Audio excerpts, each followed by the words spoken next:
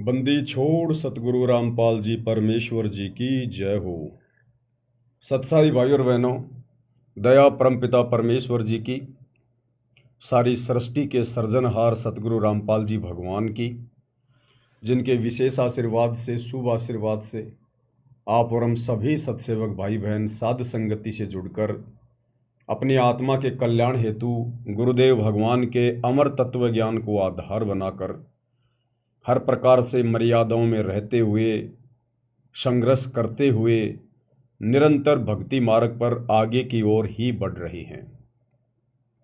भाई और बहनों, इस कलयुग की बिचली पीढ़ी में, इस घोर कलयुग में, जहां चारों तरफ राग, द्वेष, ईर्ष्या, मान बढ़ाई, मनमुटाव, हिंसा, इन सभी बकवादों का जोर है, दबाव है, प्रेशर है, और उसके बावजूद हजारों की संख्या में हंस आत्माएं अपने गुरु को परमेश्वर मानकर, पूर्ण ब्रह्म परमात्मा मानकर,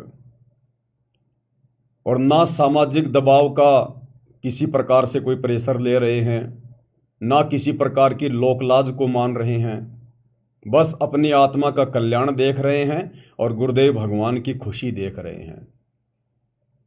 क्योंकि गुरुदेव भगवान स्वयं कबीर परमेश्वर हैं और ये परमात्मा इस 21 ब्रह्मांड में, इस गंदे लोक में बिजनेस करने नहीं आते, कोई और काम धंधा करने नहीं आते। इनका केवल एक ही टारगेट होता है कि जितनी ज़्यादा हो सके और कम से कम समय में अपनी विशेष प्यारी आत्माओं तक ये संदेशा पहुंचा दूं, तत्व ज्ञान पहुंचा दूं, और हर प्रकार से उनको तैयार करके और शतलोक ले चलूं। और जो जो हंस आत्माएं अपने गुरुदेव को परमात्मा मानकर और उनके हृदय की बात को भली भांति समझकर, उनके सत्संग सुनकर और उनके वचन में रहते हुए अपने जीवन का एक ही लक्ष्य बना लेती हैं कि अब की बार 84 से पार, अब की बार 84 से पार, बस इसी बात से सतगुरु प्रसन्न होता है। तो उन आत्माओं का फिर गुरुदेव के अकाउंट में एक विशेष लेखा लिख दिया जाता है। क्योंकि भाई और बहनों, हम वापस सतलोक कब जाएंगे, कब हमारा वो समय आएगा, आप और हमें नहीं पता। लेकिन गुरुदेव भगवान अंतर्यामी, सबका लेखा जोखा रखने वाले, इन्होंने पहले ही लिखा हुआ है कि कब किस आत्मा की सजा पूरी होगी। क्योंकि हम यहां 21 ब्रह्मांड में सजा भोगने के लिए आए हुए हैं। सृष्टि रचना के माध्यम से हम सबको पता चल चुका है कि सतलोक में हमने क्या बहुत भयंकर गलती की थी। हम पतिव्रता पद से नीचे गिर गए थे। हम अपने परमपिता परमेश्वर को ना पहचान कर, ना जानकर, और इस काल के ऊपर, ज्योति निरंजन के ऊपर आस्था लगा बैठे थे। और ये हमें यहां बहला फुसलाकर, मीठा लोभ लालच देकर ले आया। और अब हम यहाँ किस प्रकार से दुखी हैं, महादुखी हैं, ये आप और हमसे बिल्कुल भी छुपा हुआ नहीं है। और अगर छुपा हुआ था काल प्रभाव से, तो गुरुदेव भगवान ने हमें सद्बुद्धि देकर, शास्त्रों से प्रमाण देकर, सत्संग कर करके उस बात से भली भांति रूबरू करवा दिया है। तो भाई और बहनों, गुरुदेव भगवान को पहले से पता है कि किस आत्मा की सजा पूरी हो चुकी है। और इस कलयुग की बिचली पीढ़ी में सतगुरु रामपाल जी भगवान के धरती पर सह शरीर रहते सहते केवल वही आत्माएं पार होंगी जिन आत्माओं की सजा काल लोक से पूरी हो चुकी है। क्योंकि हम यहाँ 21 ब्रह्मांड में जेल में हैं, जेल में, ये सतलोक की जेल है। और गुरुदेव ने बताया, सतलोक में यदि कोई आत्मा गलती करती है तो फिर उसको यहां जेल में सजा के लिए भेज दिया जाता है।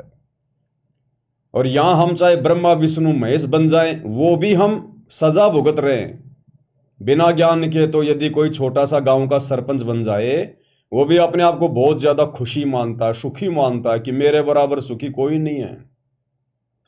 लेकिन गुरुदेव का तत्व ज्ञान कहता है कि यदि हम यहां ब्रह्मा विष्णु महेश की भी पदवी प्राप्त कर लेते हैं, यहाँ के छोटे मोटे राजा महाराजा, प्रधानमंत्री, राष्ट्रपति तो छोड़ दीजिए, अगर हम ब्रह्मा विष्णु महेश की पदवी भी प्राप्त करते हैं तो वो भी हम सजा भोग रहे हैं, सजा।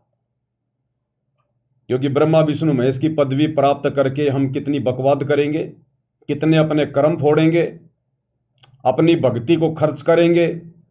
जो भक्ति हम मनुष्य जन्म प्राप्त करके इस पृथ्वी लोक पर करते हैं, उस भक्ति की शक्ति को हम ब्रह्मा विष्णु महेश बनकर बकवाद करके, राज्य भोग के, झूठा सुख भोग के काल का, हम उसको बर्बाद करेंगे।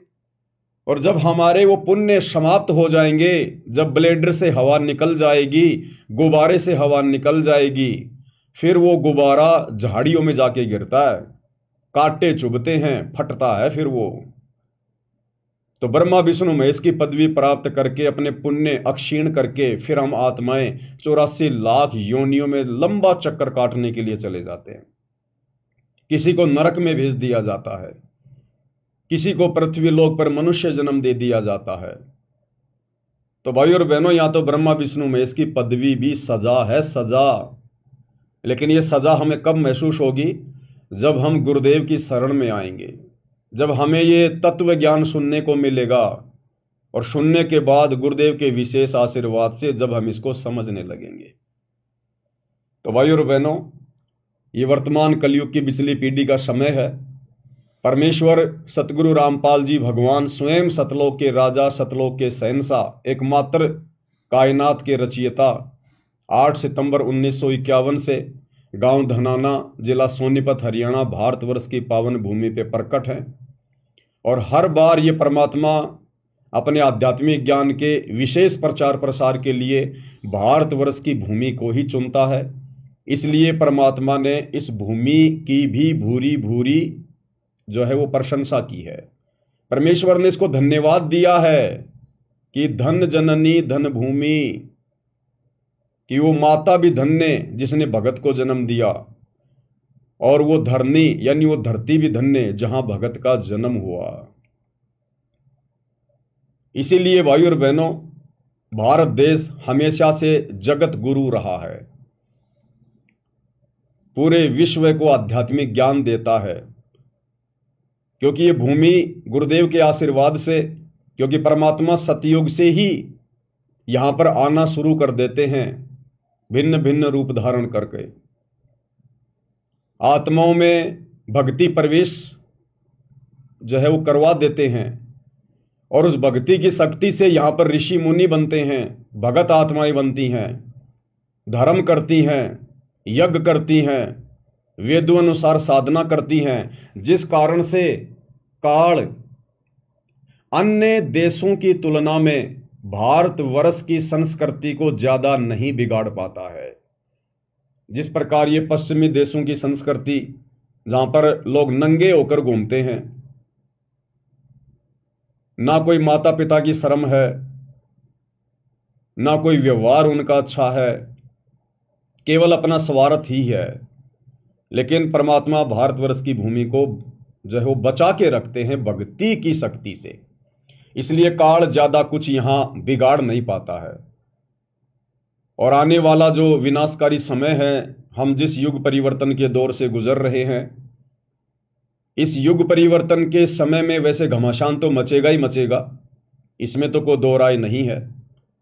क्योंकि जो भक्तिहीन प्राणी हैं, जो भक्ति के योग्य आत्माएं नहीं हैं, उन आत्माओं को यहां से जाना पड़ेगा, ताकि आने वाले समय में वे आत्माएं आप और हमें डिस्टर्ब ना करें, आप और हमारी भक्ति में कोई बाधा उत्पन्न ना करें। तो उन आत्माओं को तो यहां से किसी भी कारण से जाना पड़ेगा। तो 2028 युग परिवर्तन का समय गुरुदेव ने निश्चित किया हुआ है, पूर्व निर्धारित है, और बवंडर मचेगा। क्यों मचेगा? क्योंकि गुरुदेव भगवान ने कोशिश की सन 1993 से गांव गांव जाकर लोगों को समझाकर। अब गुरुदेव ने केवल एकमात्र भारत को थोड़ी समझाना है, पूरे विश्व में उन्हीं की आत्माएं हैं। तो गुरुदेव भगवान ने फिर अपनी वचन शक्ति से आप और हमें सोशल मीडिया दी। ये विज्ञान धीरे धीरे गुरुदेव भगवान के आशीर्वाद से आगे बढ़ने लगी। क्योंकि आप देखिए भाई और बहनों, जो कलयुग का जो ये दूसरा जो ये चरण है, जो पिछली पीढ़ी है, ये 1951 से शुरू हुई है। इस कलयुग का जो प्रथम चरण था वो था जब कबीर परमात्मा, यही सतगुरु रामपाल जी आज से 650 साल पहले बनारस के काशी शहर में लहरतारा तालाब पर एक विकसित कमल के फूल पर शिशु रूप में सशरीर सुबह ब्रह्म मुहूर्त में प्रकट हुए थे। सन 1398 वो दिन इस कलयुग की जो है प्रथम चरण था, वो प्रथम चरण का दिन था वो। तो सन 1398 से लेकर और जब परमात्मा मगर से अपनी लीला करके सशरीर सतलोक को गए सन 1518, तो ये जो बीच का समय था ये कलयुग की पिछली पीढ़ी का समय था। अब ये भी देखो भाई और बहनों, आप और हमारे लिए एक बहुत ही अच्छी शिक्षा देने वाला विषय है। कलयुग को स्टार्ट हुए तो 5,500 साल हो गई, लेकिन कलयुग स्टार्ट होते ही कलयुग का प्रथम चरण नहीं माना जाता। कलयुग का प्रथम चरण परमात्मा ने किस समय को सेलेक्ट किया? जितने दिन कबीर परमात्मा यानी 120 साल धरती पर रहे 650 साल पहले, केवल उसी समय को परमात्मा ने कलयुग की पिछली पीढ़ी का समय निर्धारित किया, निश्चित किया। सन 1398 से 1518, उसके बाद वो समय समाप्त हो गया। अब गुरुदेव भगवान कई बार सत्संगों में जिक्र करते थे कि बच्चों, अब पुनः सन 1951 से कलयुग की पीढ़ी का दूसरा जो ये चरण है वो शुरू हो चुका है, लेकिन आप और हम समझ नहीं पा रहे थे। अब गुरुदेव के आशीर्वाद से समझ में आया कि जब जब वो कबीर परमात्मा धरती पर सशरीर प्रकट होता है, आता है अपनी आत्माओं को विशेष ज्ञान देने के लिए, तत्व ज्ञान देने के लिए, और जब तक परमात्मा धरती पर रहता है, जो पूरा जीवन एक लीला करता है, जब तक परमेश्वर रहते हैं तब तक ही वो समय रहता है, वो चरण रहता है। तो वर्तमान जो कलयुग की पिछली पीढ़ी चल रही है, ये 8 सितंबर 1951 से शुरू हुई है, क्योंकि उस दिन कबीर परमेश्वर सतगुरु रामपाल जी सतलोक से सशरीर चलकर धरती पर प्रकट हुए। और जब तक गुरुदेव भगवान सशरीर संत रूप में धरती पर रहेंगे, उनके चरण कमल रहेंगे, तब तक ही कलयुग की दूसरी पीढ़ी का चरण रहेगा।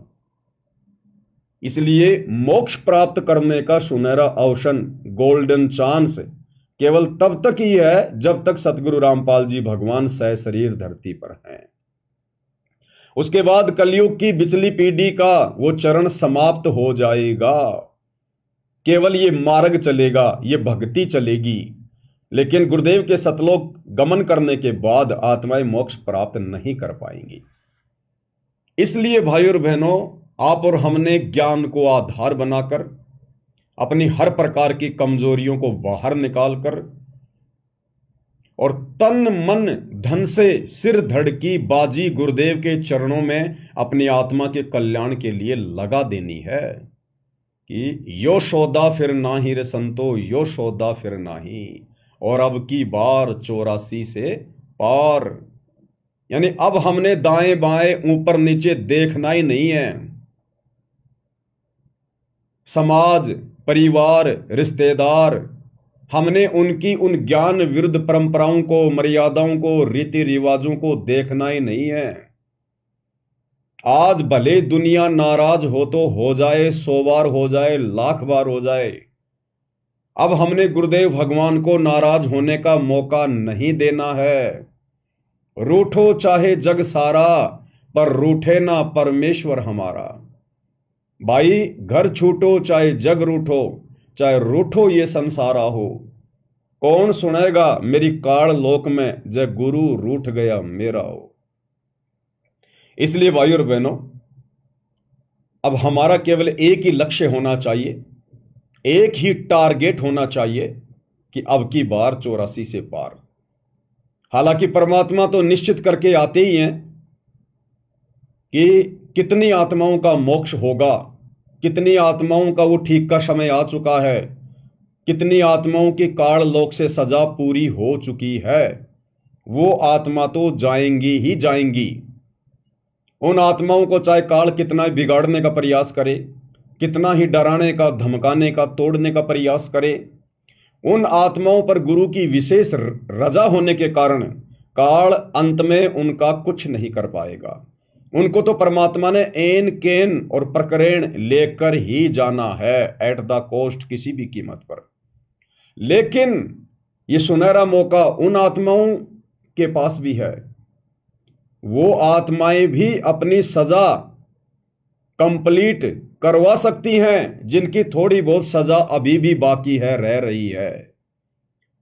क्योंकि गुरुदेव ने बताया, गरीब निर्गुण सरगुण एक है, दूजा ब्रह्म विकार, और निर्गुण साहिब एक है, सरगुण संत विचार। कुछ ऐसी वाणी है मालिक की। यानी ये कबीर परमात्मा सतगुरु रामपाल जी जब निर्गुण रूप में सतलोक में बैठे रहते हैं, सारी सृष्टि का संचालन करते हैं एक जगह बैठकर, उस समय ये परमात्मा इस 21 ब्रह्मांड की आत्माओं को और अक्षर पुरुष के 7 संख्य ब्रह्मांड की आत्माओं को केवल उनके भाग्य के अनुसार ही सुख या दुख प्रदान करता है। अगर किसी के भाग्य में दुख है तो सतलोक में बैठा हुआ यह कबीर परमात्मा सतगुरु रामपाल जी उसे सुखी नहीं कर सकता। अगर किसी के भाग्य में सुख है तो किसी भी प्रकार का उसको दुख नहीं मिल सकता, जब तक उसके पुण्य हैं, जितना उसके भाग्य में, उसके प्रारब्ध में, उसकी डेस्टिनी में, उसकी किस्मत में परमात्मा ने लिख दिया है, वैसा ही होगा। लेकिन जब वो निर्गुण रूप में सतलोक में बैठा हुआ कबीर भगवान सतगुरु रामपाल जी जब सरगुण रूप में, संत रूप में, सतगुरु रूप में, तत्वदर्शी संत के रूप में धरती पर प्रकट होते हैं, उस समय वो परमात्मा हम आत्माओं के भाग्य को चेंज भी कर सकता है, हमारे भाग्य में लिखे हुए दुखों को सुखों में तब्दील कर सकता है, हमें भाग्य से अधिक दे सकता है। इसलिए आज उन आत्माओं के पास भी मौका है जिन आत्माओं की अभी काल लोक से सजा पूरी नहीं हुई है। इसलिए हम सभी ने सिर धड़ की बाजी लगानी है, क्योंकि ना तो मुझे पता क्या वास्तव में मेरा समय आ चुका है, क्या ये मेरा लास्ट जन्म है। ये बात ना तो मुझे पूरी तरह से पता है, ना आपको पूरी तरह से पता है। यानी ना तो उन भक्तों को पता जिनकी सजा का समय पूरा हो चुका है, और ना उनको पता जिनकी सजा थोड़ी बहुत पूरी है। इसलिए कोशिश सबने सिर धड़ की बाजी लगाकर करनी है। इसलिए भाइयों और बहनों, ये अंतिम दांव है, अंतिम चांस है। और इस समय यदि हम रह गए किसी भी कारण से, कारण तो आप और हमारी कमजोरी होगा, दूसरा तो कोई कारण होगा ही नहीं। परमात्मा की तरफ से तो कोई कमजोरी रहेगी नहीं। अगर कमजोरी होगी इस कलयुग की पिछली पीढ़ी में सतगुरु की शरण में आने के बाद, तो केवल आप और हम आत्माओं की रहेगी। तो हमने हर प्रकार की कमजोरी को इस ज्ञान को आधार बनाकर ही और गुरुदेव भगवान को प्रसन्न करके ही पूरा करना है। क्योंकि गुरुदेव कहते हैं, इन बातों के पाइए कर सतगुरु नजर निहाल, और राजी कर सतगुरु रूठे नु।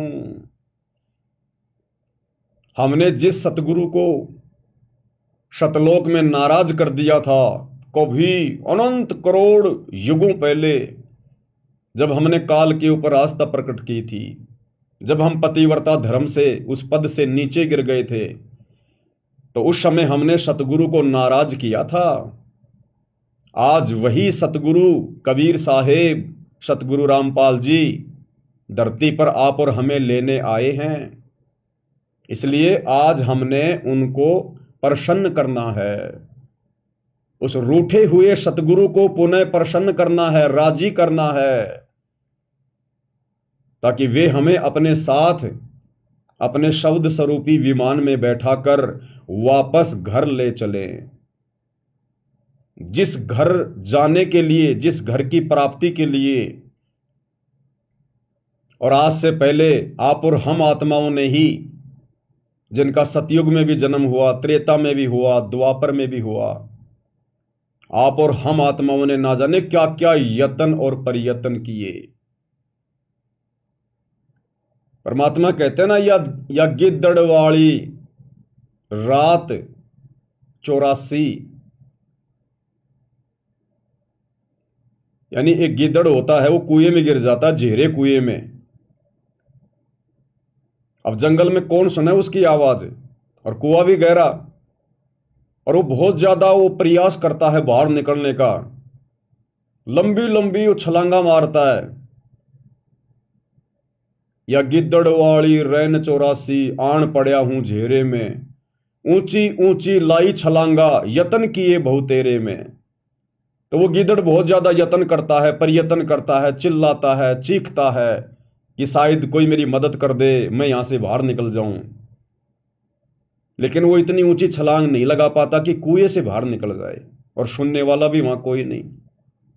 अंत में उसको वहां भूखा प्यासा मरना पड़ता है, उसकी दुर्गति होती है, तड़प तड़प के मरता है वो गिद्दड़, जो जंगल में किसी गहरे कुएं में गिर जाता है।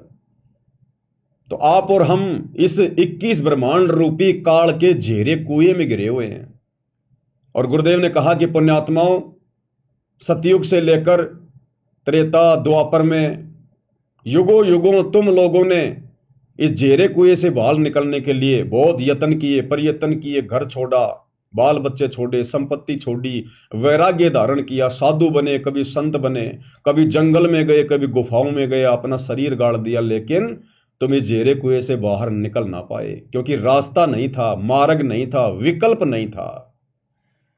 गुरुदेव कहते हैं ना कि लकड़ी की कुल्हाड़ी से यदि आप किसी पेड़ को काटना चाहोगे, वो नहीं कटेगा, इम्पॉसिबल। उसके लिए तो लोहे की तीखी कुल्हाड़ी चाहिए, यानी साधन भी बिल्कुल परफेक्ट चाहिए। इस झेरे कुएं 21 ब्रह्मांड से निकलने के लिए हमें भक्ति मार्ग चाहिए, सच्चा सतगुरु चाहिए, मार्गदर्शक चाहिए, और वे हमें जो विधि बताएं, जो भक्ति रूपी जो कुल्हाड़ी वो हमें दें, उसके बाद हमने इस काल के पैरों पे जो है वो प्रहार करना है, तब हम यहां से बाहर निकल सकते हैं। तो आज भाई और बहनों, आप और हमारा वो समय आ गया।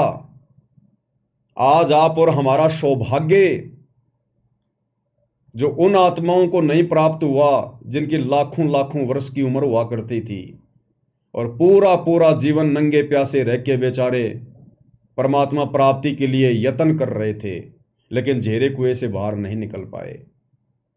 तो आज आप और हमारा वो सौभाग्य, आज हमें वो मार्गदर्शक मिल गया, सच्चा सतगुरु मिल गया, और यहां से बाहर निकलने का कंप्लीट कोर्स दे दिया। तो अब यदि कोई कमजोरी रहेगी तो केवल आप और हम भगत आत्माओं की रहेगी, भगवान की कोई कमजोरी किसी प्रकार की नहीं है। इसलिए भाई और बहनों, हमने कोशिश करनी है सबसे पहले आप और हमारे लिए केवल भक्ति, गुरुदेव भगवान की सेवा, उनकी पूजा, यानी सेवा पूजा भक्ति यही है कि गुरुदेव ने हमें जो भक्ति की खुराक दे दी है, हमने उसको टाइम टू टाइम, और जो विधि गुरुदेव ने बता दी है उस विधि से हमने लेते रहना है। और कुछ भी हो जाए, कितना ही बड़ा संकट आता दिखाई दे, और मान लीजिए आ भी जाए, तो भी हमने भक्ति मार्ग से दूरी नहीं बनानी।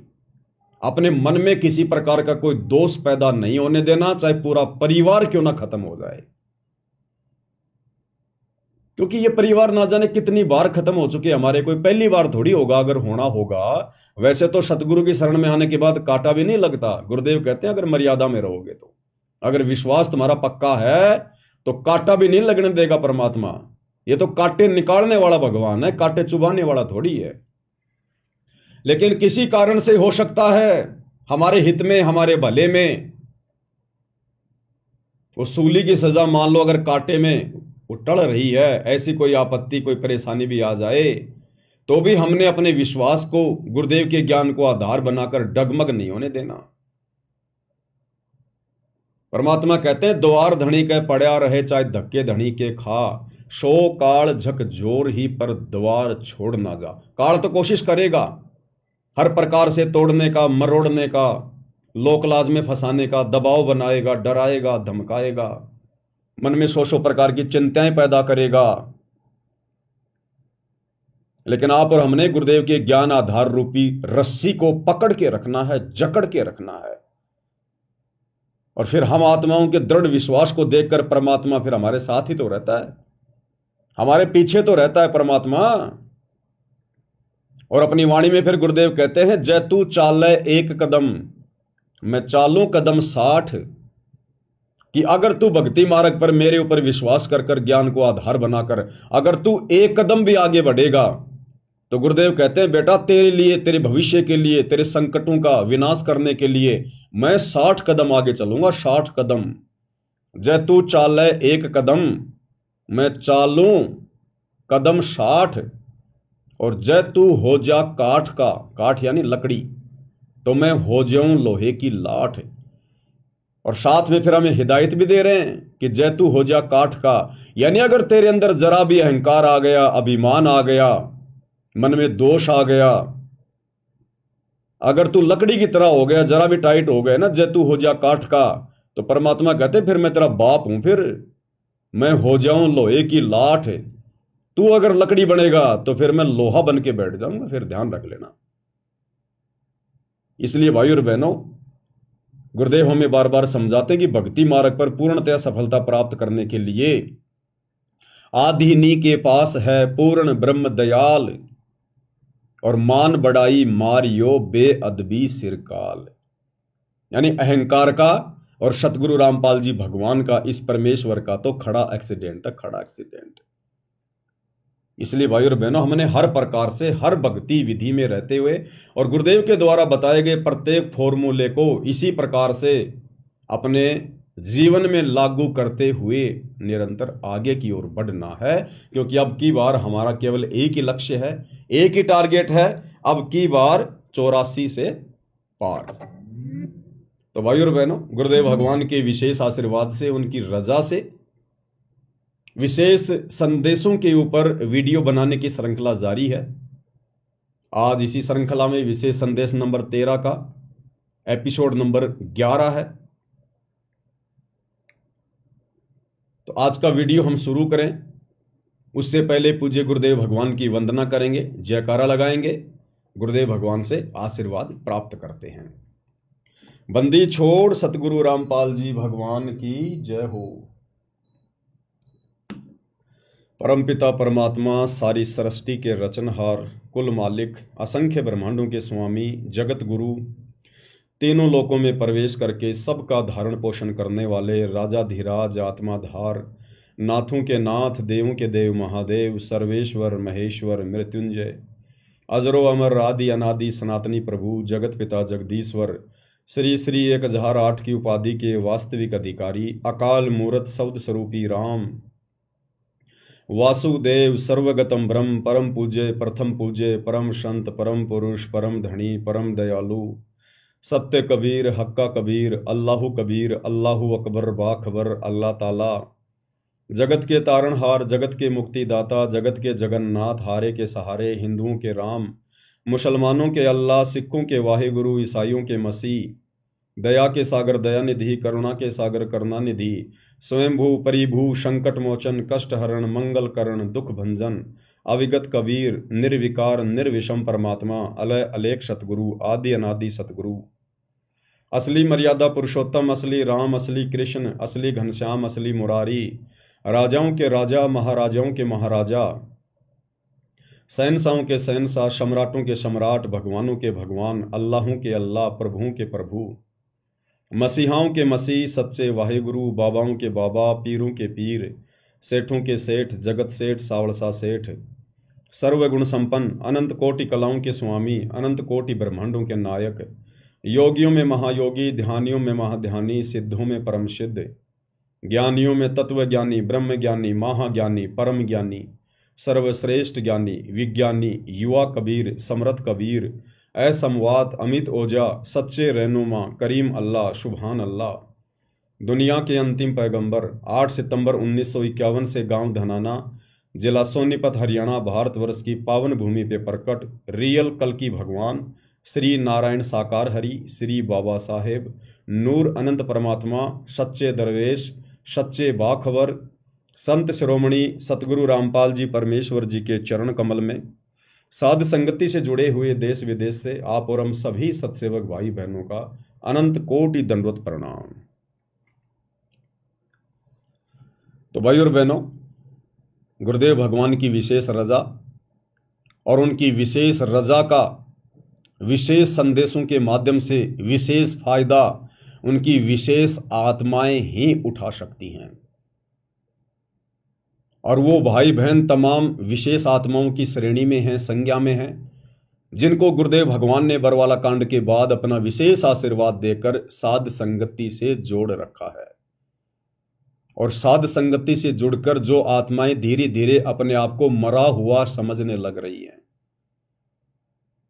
जिन आत्माओं को अपनी भक्ति और मर्यादाओं के अलावा किसी भी चीज की कोई विशेष चिंता नहीं है, जिन्होंने अपना एक ही टारगेट बना लिया, अब की बार 84 से पार, तो ये विशेष संदेश उन्हीं आत्माओं को समझ में आएंगे।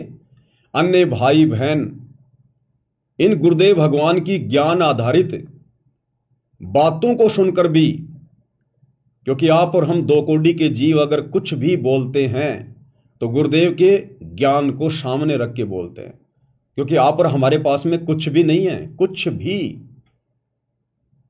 लेकिन गुरुदेव ने हमें बहुत कुछ बना दिया, बहुत कुछ, यहां के शंकराचार्यों से सैकड़ों गुना ऊपर बना दिया परमात्मा ने। इसलिए परमेश्वर ने साध संगति के माध्यम से आप और हमें अधिकार दिया है, आशीर्वाद दिया है, दृढ़ता प्रदान करने का, कि सत्संग में बूटे साधु एक से एक अगाधु, नर उनकी शरणा लाग जिनकी झुकी तड़े ने डाली। गुरुदेव कहते हैं कि अपने गुरु के सत्संग सुनने के बाद अपने भगत भाई बहनों के बीच में बैठकर, और विशेषकर उन भक्तों के बीच में मंडली बनाकर बैठना चाहिए जो भगत भाई बहन काफी समय से भक्ति मार्ग से जुड़े हुए हैं, जो पुराने भगत भाई बहन हैं। उनके बीच में बैठने से परमात्मा की चर्चा होगी और बहुत सारे भक्ति के नए नए कंसेप्ट निकलकर सामने आएंगे।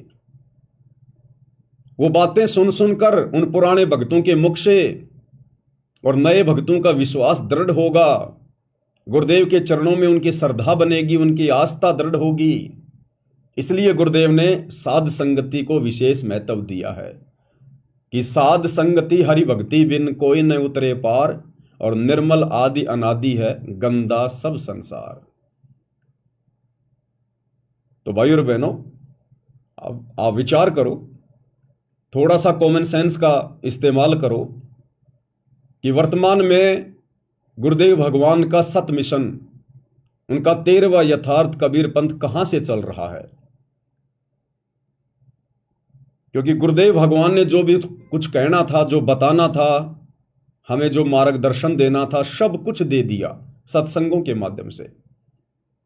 और हमारी परीक्षा के लिए, हमारे को जांचने के लिए, परखने के लिए, जैसे हीरे को जांचा जाता है, परखा जाता है, अहरण के ऊपर रख के घण की चोट मारी जाती है, अगर जरा भी अगर वो टूट जाता है, वो किरच हो जाता है, तो वो 2 आने का भी नहीं, उसको फेंक दिया जाता है, कोडियों के भाव जाता है, कोडियों के भाव।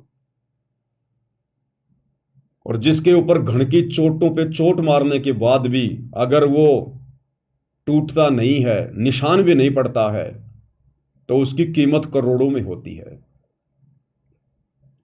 तो 2014 बरवाला कांड के बाद का जो समय है, ये समय गुरुदेव अपने हीरों को परख रहे हैं हिसार जेल में जाकर बैठकर। तो गुरुदेव भगवान तो बैठ गए जाकर हिसार जेल में।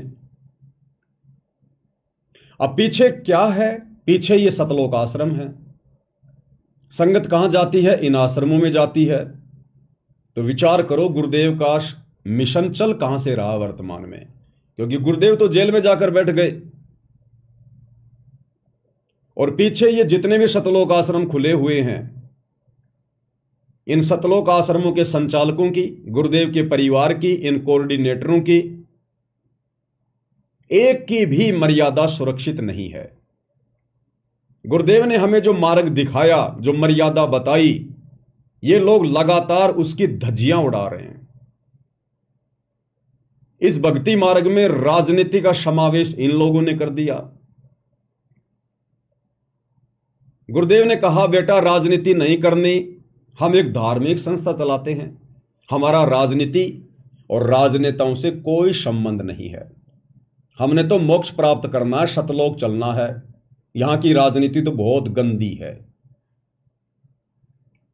लेकिन 2019 में इसी सतलोक आश्रम ने कांग्रेस का सपोर्ट किया, 2024 में लोकसभा चुनाव में बीजेपी का सपोर्ट किया, और अन्य छोटे मोटे राजनेताओं से तो अपने धार्मिक स्वार्थों के लिए, अपने राजनीतिक स्वार्थों के लिए ये लोग मिलते ही रहते हैं, आडंबर करते ही रहते हैं। तो धज्जियां उड़ाई गुरुदेव के वचनों की। गुरुदेव ने कहा, बेटा मोबाइल में भी गेम नहीं खेलना। लेकिन इन लोगों ने बरवाला में, धनाना के गांव वालों के लिए और बैडमिंटन का स्टेडियम बनवा दिया करोड़ों रुपए का। गुरुदेव के आदेशों की, उनके वचनों की धज्जियां उड़ाई गई। गुरुदेव ने कहा, बेटा हमने मोबाइल में कार्टून वगैरह नहीं देखने। इन लोगों ने कहा, गुरुजी कोई बात नहीं, कार्टून नहीं देखेंगे, हम तो आपका ही कार्टून बना देंगे। और इन लोगों ने एक 25 मिनट की, अभी 28 जून 2025 को जो एक 3D फिल्म चलाई है, इन्होंने गुरुदेव भगवान का ही कार्टून बना दिया और पूरी संगत को दिखा दिया, सबकी मर्यादा तुड़वा दी। गुरुदेव ने कहा कि हमने मोबाइल में कार्टून नहीं देखना। इन लोगों ने गुरुदेव को कार्टून बनाकर और पूरी संगत को दिखा दिया। आदेशों की धज्जियां उड़ाई गई। गुरुदेव ने कहा कि हमारा संसार से कोई लेना देना नहीं है, जो लोग भक्ति मार्ग पर नहीं है वो हमारे लिए बाधक हैं, हमने उनके साथ बैठना भी नहीं चाहिए। दुनिया से ती दोस्ती, पड़े भजन में भंग, एकाएकी राम से या साधु के संग। या तो भगवान की भक्ति में लीन रहो, या मिलना उठना बैठना भी हो तो अपने भगत भाई बहनों के बीच में, यानी साध संगति ही करो। इन लोगों ने हरियाणा के जाट आरक्षण में लाखों भक्तों को बैठा दिया, महीने भर तक।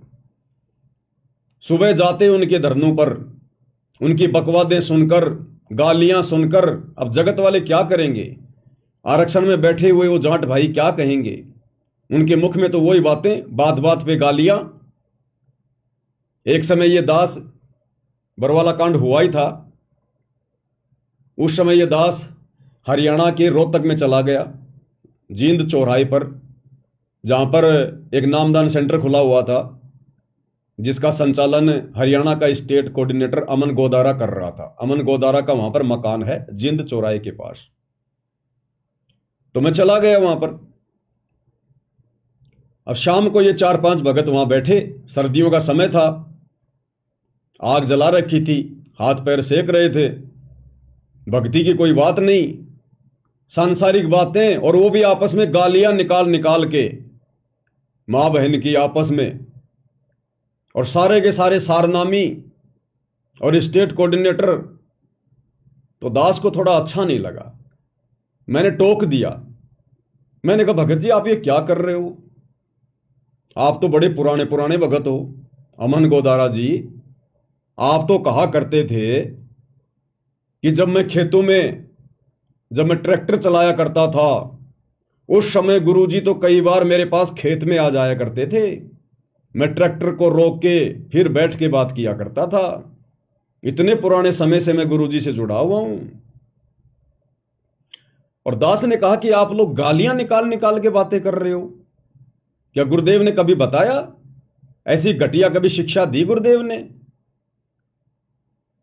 तो हरियाणा का स्टेट कोऑर्डिनेटर अमन गोदारा मुझे बोला कि रे बागड़ी, बागड़ी यानी जो राजस्थान के लोग होते हैं उनको बागड़ी कहते हैं। बोला, रे बागड़ी तने बेरा को न्या। भाई किस बात का? बोले, ये हमारे हरियाणा की लैंग्वेज है, अरे या हेल्पिंग वर्ब है, जिसने तू गाड़ी कवे है ना, ये तो हरियाणा की भाषा में हेल्पिंग वर्ब है, हेल्पिंग वर्ब। इनके बिना तो हमारी बात ही पूरी ना होती। जब तक दो चार गाड़ियां ना निकाल लें तब तक तुम्हारा सेंटेंस पूरा नहीं होता। तो जिसने तू गाड़ियां कवे है ना, ये तो हमारी हरियाणा की भाषा में हेल्पिंग वर्ब है। तो दास ने कहा कि भगत जी, जगत वालों के लिए तो हेल्पिंग वर्ब हो सकती है, लेकिन तुम अब जगत वाले थोड़ी रहे हो, तुम तो भगत बन गए। और तुम यदि इन हेल्पिंग वर्बों का अभी भी यूज करोगे तो हमारे जैसे छोटे मोटे भगत क्या सीखेंगे, अन्य नए भक्तों पे क्या असर पड़ेगा। बोले बाढ़ में जाओ, पढ़ो तो पढ़ो, बोले हमने के लिए कोई ठेकेदारी ले रखी से। तो ये हाल था भाइयों और बहनों इन बड़े बड़े कोऑर्डिनेटरों का। इसलिए दास इनको जड़ से जानता है, इन सभी लोगों को जड़ से। परमात्मा ने मुझे मौका दिया इन लोगों की संगति करने का। 2013 में जैसे ही गुरुदेव भगवान ने मेरे ऊपर नाम दीक्षा की रजा बख्शी, तो मुझे पता चला कि भाई यहां तो सेवा भी मिलती है। तो मैं बाथरूम में चला गया, मैंने कहा भाई बाथरूम की सेवा लेंगे, सेवा करनी है फिर ढंग से करेंगे। तो बाथरूम वाले भाई बोले ऐसे बाथरूम की सेवा नहीं मिलती। बोले बाथरूम की सेवा और जूता घर की सेवा ये विशेष सेवा है, इस सेवा को करने से आधी नहीं आती है, और इस सेवा के लिए भाई गुरुदेव से प्रार्थना करनी पड़ती है डायरेक्ट। तो मैंने कहा वो कैसे होगी। बोला शाम को गुरुजी दर्शन देंगे, उस समय जाना और गुरुजी से प्रार्थना कर लेना, अगर गुरुजी यस कर दें तो आ जाना, नाम लिखवा देना। मैंने कहा ठीक है भाई। दास शाम को लाइन में लग गया। वैसे गया था दास, समागम में नहीं गया था, आड़े दिन गया था। उस समय समागम नहीं था बरवाला में, और किसी भगत को नाम दीक्षा वगैरह लेनी थी, तो मैं फ्री था। तो मेरे को फ़ोन किया गया, बोले भगत जी आप जाओगे क्या उनके साथ में। मैं तो तैयार हो गया तुरंत, मैं चलो भाई। तो वैसे गए थे। तो शाम को 4 साढ़े 4 बजे के बाद में अनाउंसमेंट हुआ कि जिन जिन भगत आत्माओं ने सतगुरुदेव जी के दर्शन करने हैं वो कृपया लाइन लगा लें। तो दास भी लाइन में लग गया दौड़ के। नंबर आया तो अब उस समय तो भाई और बहनों देखो हमारी भी बुद्धि इतनी काम कर रही थी, हम भी उस दाढ़ी मूंछ वाली फोटो को ही परमात्मा मान रहे थे। हालांकि गुरुदेव का जो दर्जा था हमारी नजरों में दाढ़ी मूंछ वाले से नीचे नहीं था, लेकिन बस वो गुला मिला सा ज्ञान था। गुरुजी कहते ना तुम्हारी ऐ नहीं मिट रही, वो वाली बात थी। तो दास ने कहा पहले तो मालिक ने आशीर्वाद दे दिया, नीचे गर्दन जाके कर ली, आशीर्वाद मिल गया। फिर दास ने कहा कि गुरुजी, बोले हाँ भाई। मगर गुरुजी दास को बाथरूम की सेवा चाहिए। अब ये मेरा बोलना भी बिल्कुल बेकार था, क्योंकि गुरुदेव एक सत्संग में कहते हैं कि बहुत सारे भगत जो है बार बार कहते हैं गुरुजी सार नाम दे दो, गुरुजी सार नाम दे दो। तो गुरुजी ने कहा रे अभी तो तुमने बोलना भी ढंग से नहीं सीखा, अभी तो तुम लोगों ने बोलना भी ढंग से नहीं सीखा कि अपने गुरु के साथ में कैसे बातचीत की जाती है, और तुम बाट देख रहे हो सार नाम की। तो उसी प्रकार से दास ने कहा कि गुरुजी मुझे बाथरूम की सेवा चाहिए। अब ये हो गया एक प्रकार से आदेश हो जाता है ये कि मुझे बाथरूम की सेवा चाहिए। लेकिन भाई और बहनों उस समय ज्ञान नहीं था, बिल्कुल भी नए नए जुड़े थे, 2013 की बात है। अब 2 4 5 महीने में कहां से ज्ञान हो जाएगा। लेकिन मालिक तो अंतर्यामी है, जानी जान है, परमात्मा तो हमारे भाव देखता है। तो गुरुदेव ने कहा कि बेटा कहां से है। अब उस समय यह भी नहीं पता था कि भाई गुरुजी अंतर्यामी है। तो मैंने कहा गुरुजी मैं जयपुर से हूं। तो बोले जा बेटा ले ले बाथरूम की सेवा जा। अब मैं तो करके दंडवत प्रणाम और सीधा गया बाथरूम में। वहां पर एक वेद प्रकाश भगत जी थे, पलवल के, हरियाणा के। तो उनके पास गया, मुझको भगत जी गुरुजी ने आशीर्वाद दे दिया। तो बोला ठीक है, बोलो लिख ले नाम। मेरा नाम लिख दिया गया। अब बाथरूम वालों की सेवा होती थी समागम के समय, यानी 3 दिन का गुरुदेव सत्संग किया करते थे। तो सत्संग के समय जब सारे भगत आत्मा पंडाल में बैठी रहती थी, सुबह 11 बजे से 1 बजे तक, उस समय बाथरूमों में भीड़ नहीं होती थी, क्योंकि सब लोग बैठ के सत्संग सुन रहे होते थे।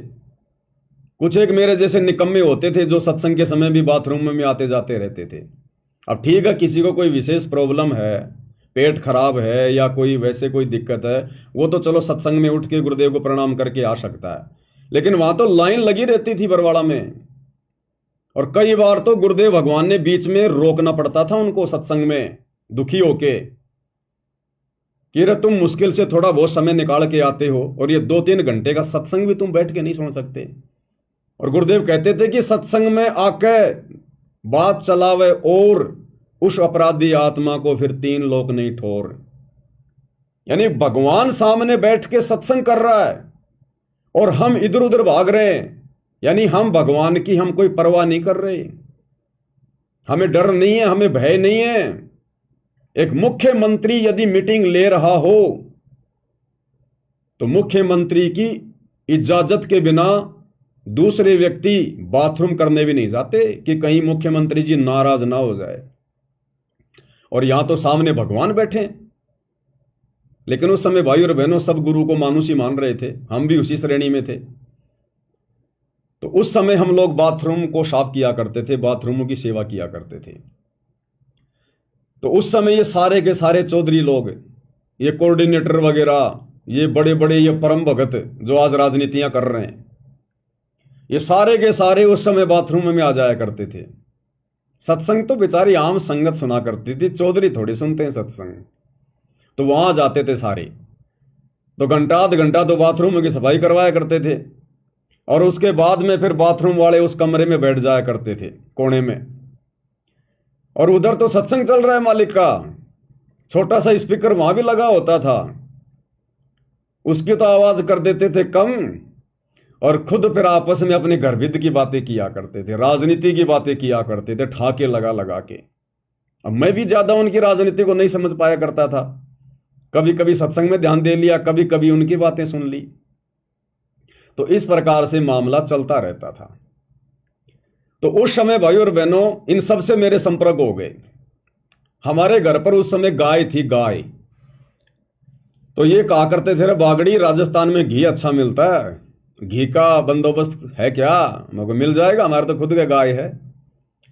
तो कभी तो मेरे से 1 किलो मंगवाते, कभी 2 किलो मंगवाते और पैसे मेरे को दे दिया करते थे। तो कभी तो हरियाणा का स्टेट कोऑर्डिनेटर मेरे से घी मंगाता था, फिर उसको पता चलता कि कहाँ से मंगवा रहा है, अरे वो बागड़ी ले आवे, बागड़ी वो पवन। फिर यो राष्ट्रीय समाज सेवा समिति का अध्यक्ष रामकुमार ढाका आया, अरे बोलो बागड़ी मन न कोने लाके दे, मगर तेरे से क्या दुश्मनी है, फिर उसको लाके दिया। ऐसे कईयों को मैं वहां घी ला के दिया करता था। तो इनसे मेरी अच्छी खासी जान पहचान सी हो गई थी। तो इनके आचार विचार व्यवहार का भाई और बहनों कितना ये गुरु जी को मानते थे, पहचानते थे, क्योंकि हम तो चलो नए थे उस समय, साल भर भी नहीं हुई थी, लेकिन ये लोग तो 10-10 साल से, 15-15 साल से जुड़े हुए थे। तो आज इनका वो आचरण, वो रवैया, कितना इन्होंने गुरु जी को जाना पहचाना, आज भली बात ही समझ में आ रहा है। आज कि आज भी ये लोग गुरु जी को मानुष ही मान रहे हैं। तो गुरुदेव के जेल जाने के बाद इन्होंने उनके हर प्रकार के नियमों की, मर्यादाओं की धज्जियां उड़ा रखी है, धज्जियां। इसलिए भाई और बहनों, दास ने उसको समझाया कि भगत जी, आम जगत वाला तो गालियां निकाल सकता है बातचीत में, लेकिन भगतों ने नहीं निकालनी चाहिए। बोले ना भाई ना, जब तक गाली ना निकाले हमारी बात ही पूरी नहीं होती।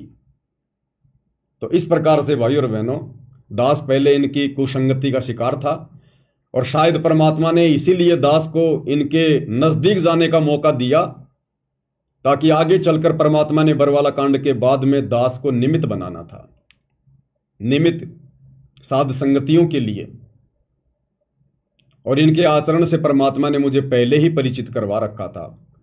और उसके बाद जब ये सरेआम गलतियां करने लग गए गुरुदेव की गैर हाजिरी में, तो फिर तो विश्वास दृढ़ हो गया कि ये तो वास्तव में बकवादी आदमी है, ये तो काल की आत्माएं हैं, ये सतगुरु के अंश नहीं है, खाली दिखावे के भगत हैं, दिखावे के भगत है। और आज देख लो इनका मनमाना आचरण आज सबके सामने है, सबके सामने। तो भाई और बहनों, ये जो विशेष संदेश हैं, ये केवल परमात्मा अपनी विशेष आत्माओं के लिए हिसार जेल से भेज रहे हैं, उनको दृढ़ करने के लिए। अन्यथा ये विशेष संदेश इन आश्रम वालों के बिल्कुल भी पल्ले नहीं पड़े। इनके अंदर गुरुदेव भगवान ने जो संकेत वगैरह जो छुपा रखे हैं, जो गूढ़ बातें छुपा रखी हैं, जिसको सुन सुनकर आप और हमारा विश्वास आसमान में जा रहा है, और इनको पता भी नहीं है कि इनके अंदर क्या अमृत छुपा हुआ है।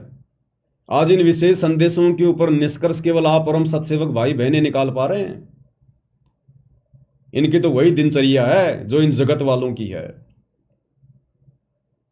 जैसे परमात्मा कहते हैं ना कि कोयल की आवाज सुनकर कोयल के बच्चे तो कान खड़े कर लेते हैं, और जो कौवे वाले हैं उनके असर भी नहीं होता। तो अपनी माता के ये विशेष संदेश सुनकर सतगुरु रामपाल जी भगवान के, क्योंकि ये अपनी माँ है, ये सारे जगत की अम्मा है, असल में यही तो जगदम्बा है।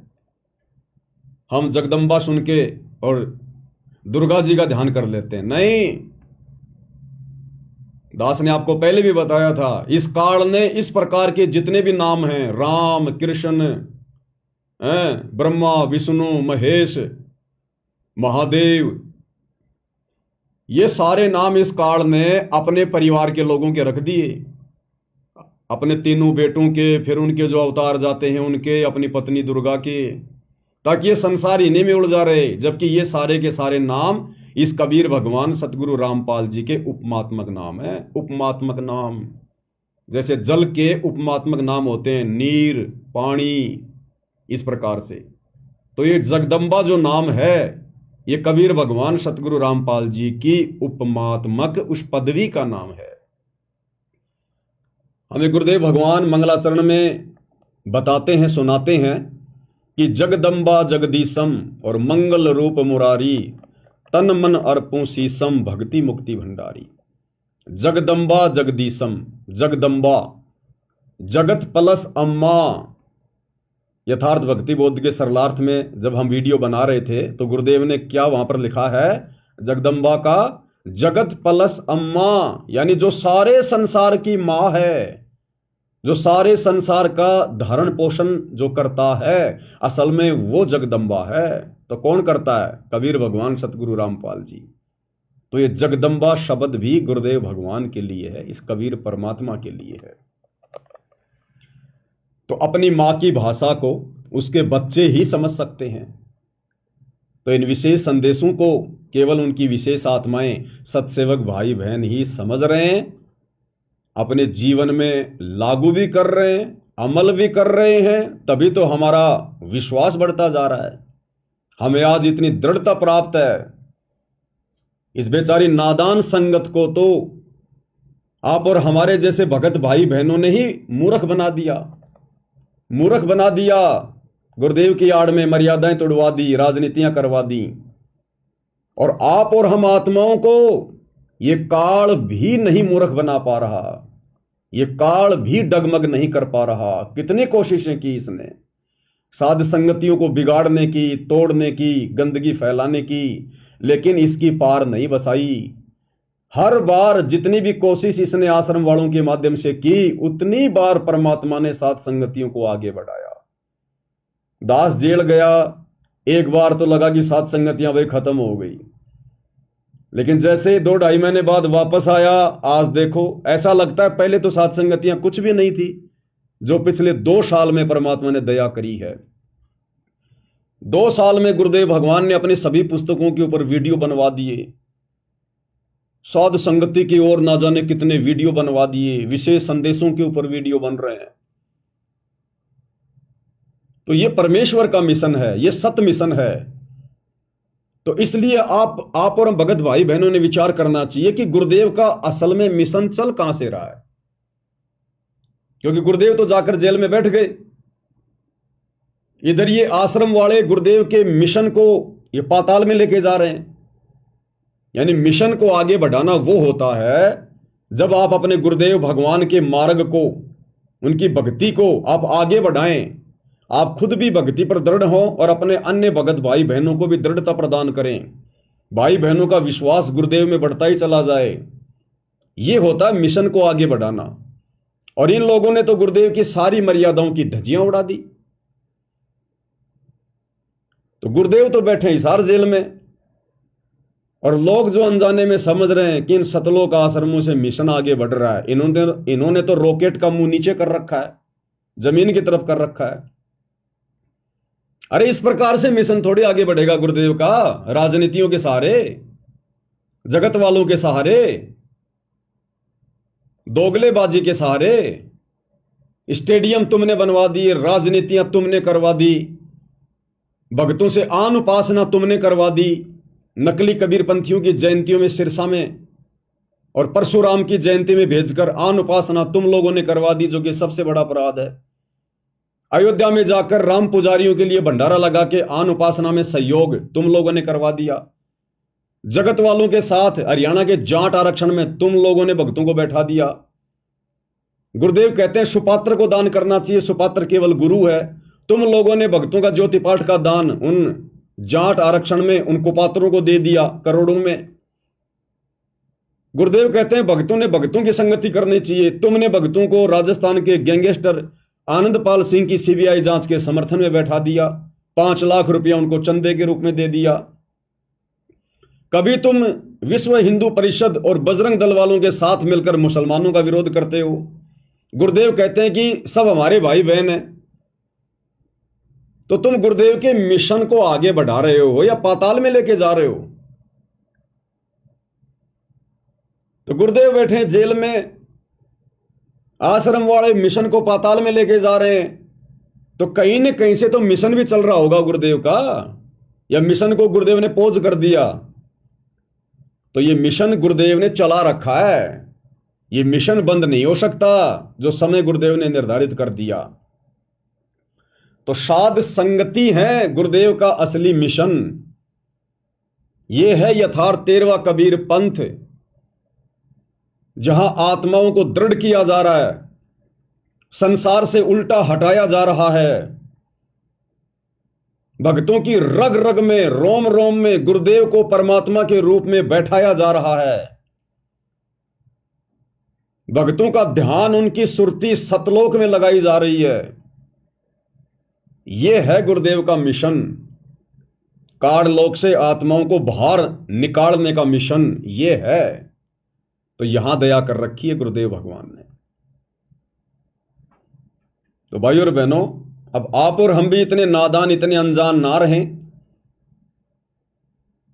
ये काल ज्यों ज्यों समय आगे बढ़ेगा भी ये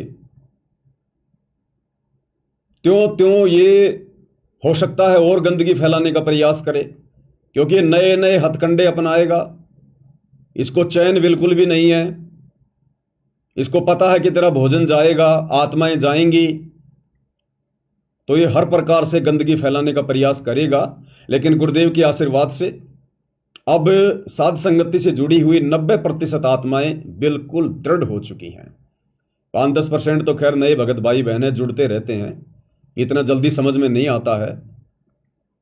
लेकिन 90% आत्माएं जो लगभग 4-5 साल से साध संगति से जुड़ी हुई हैं, वो बिल्कुल दृढ़ भगत हैं, दृढ़।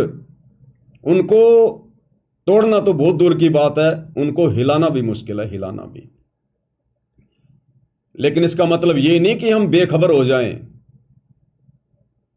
भैया जंग लोहे में भी लग जाती है, चाहे लोहे की कोई गाडर पड़ी है, जंग उसमें भी लग जाती है अगर साफ सफाई नहीं रखी तो।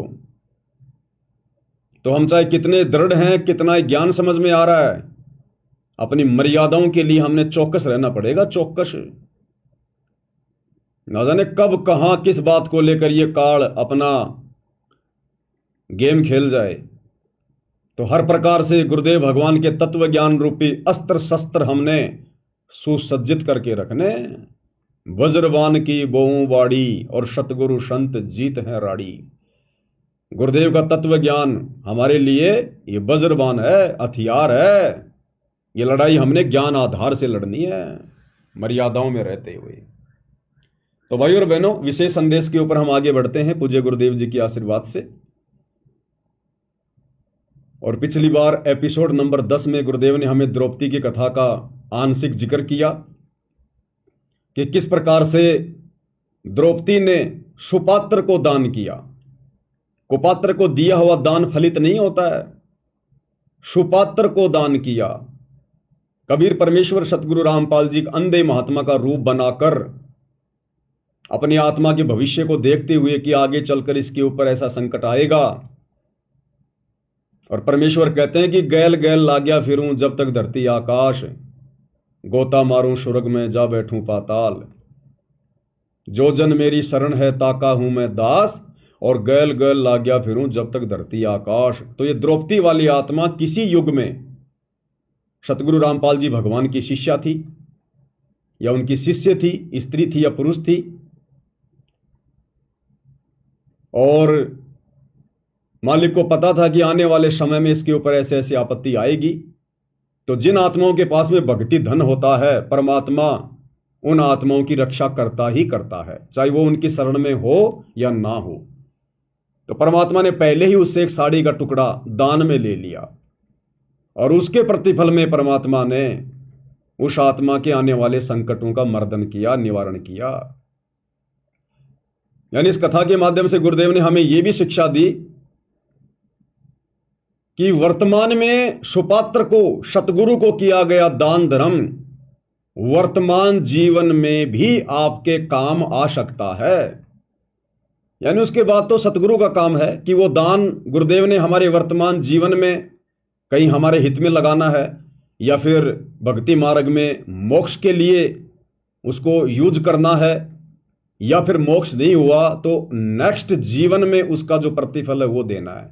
वो तो सतगुरु को समर्पित करने के बाद सतगुरु का काम है कि वो कैसे उसका यूटिलाइज करेंगे, वो क्या करेंगे। इसलिए सुपात्र को अपने गुरुदेव भगवान को ही ज्योति पाठ का पैसा देना चाहिए, 10वां अंश का पैसा देना चाहिए, या अन्य दान धर्म जो है वो करना चाहिए।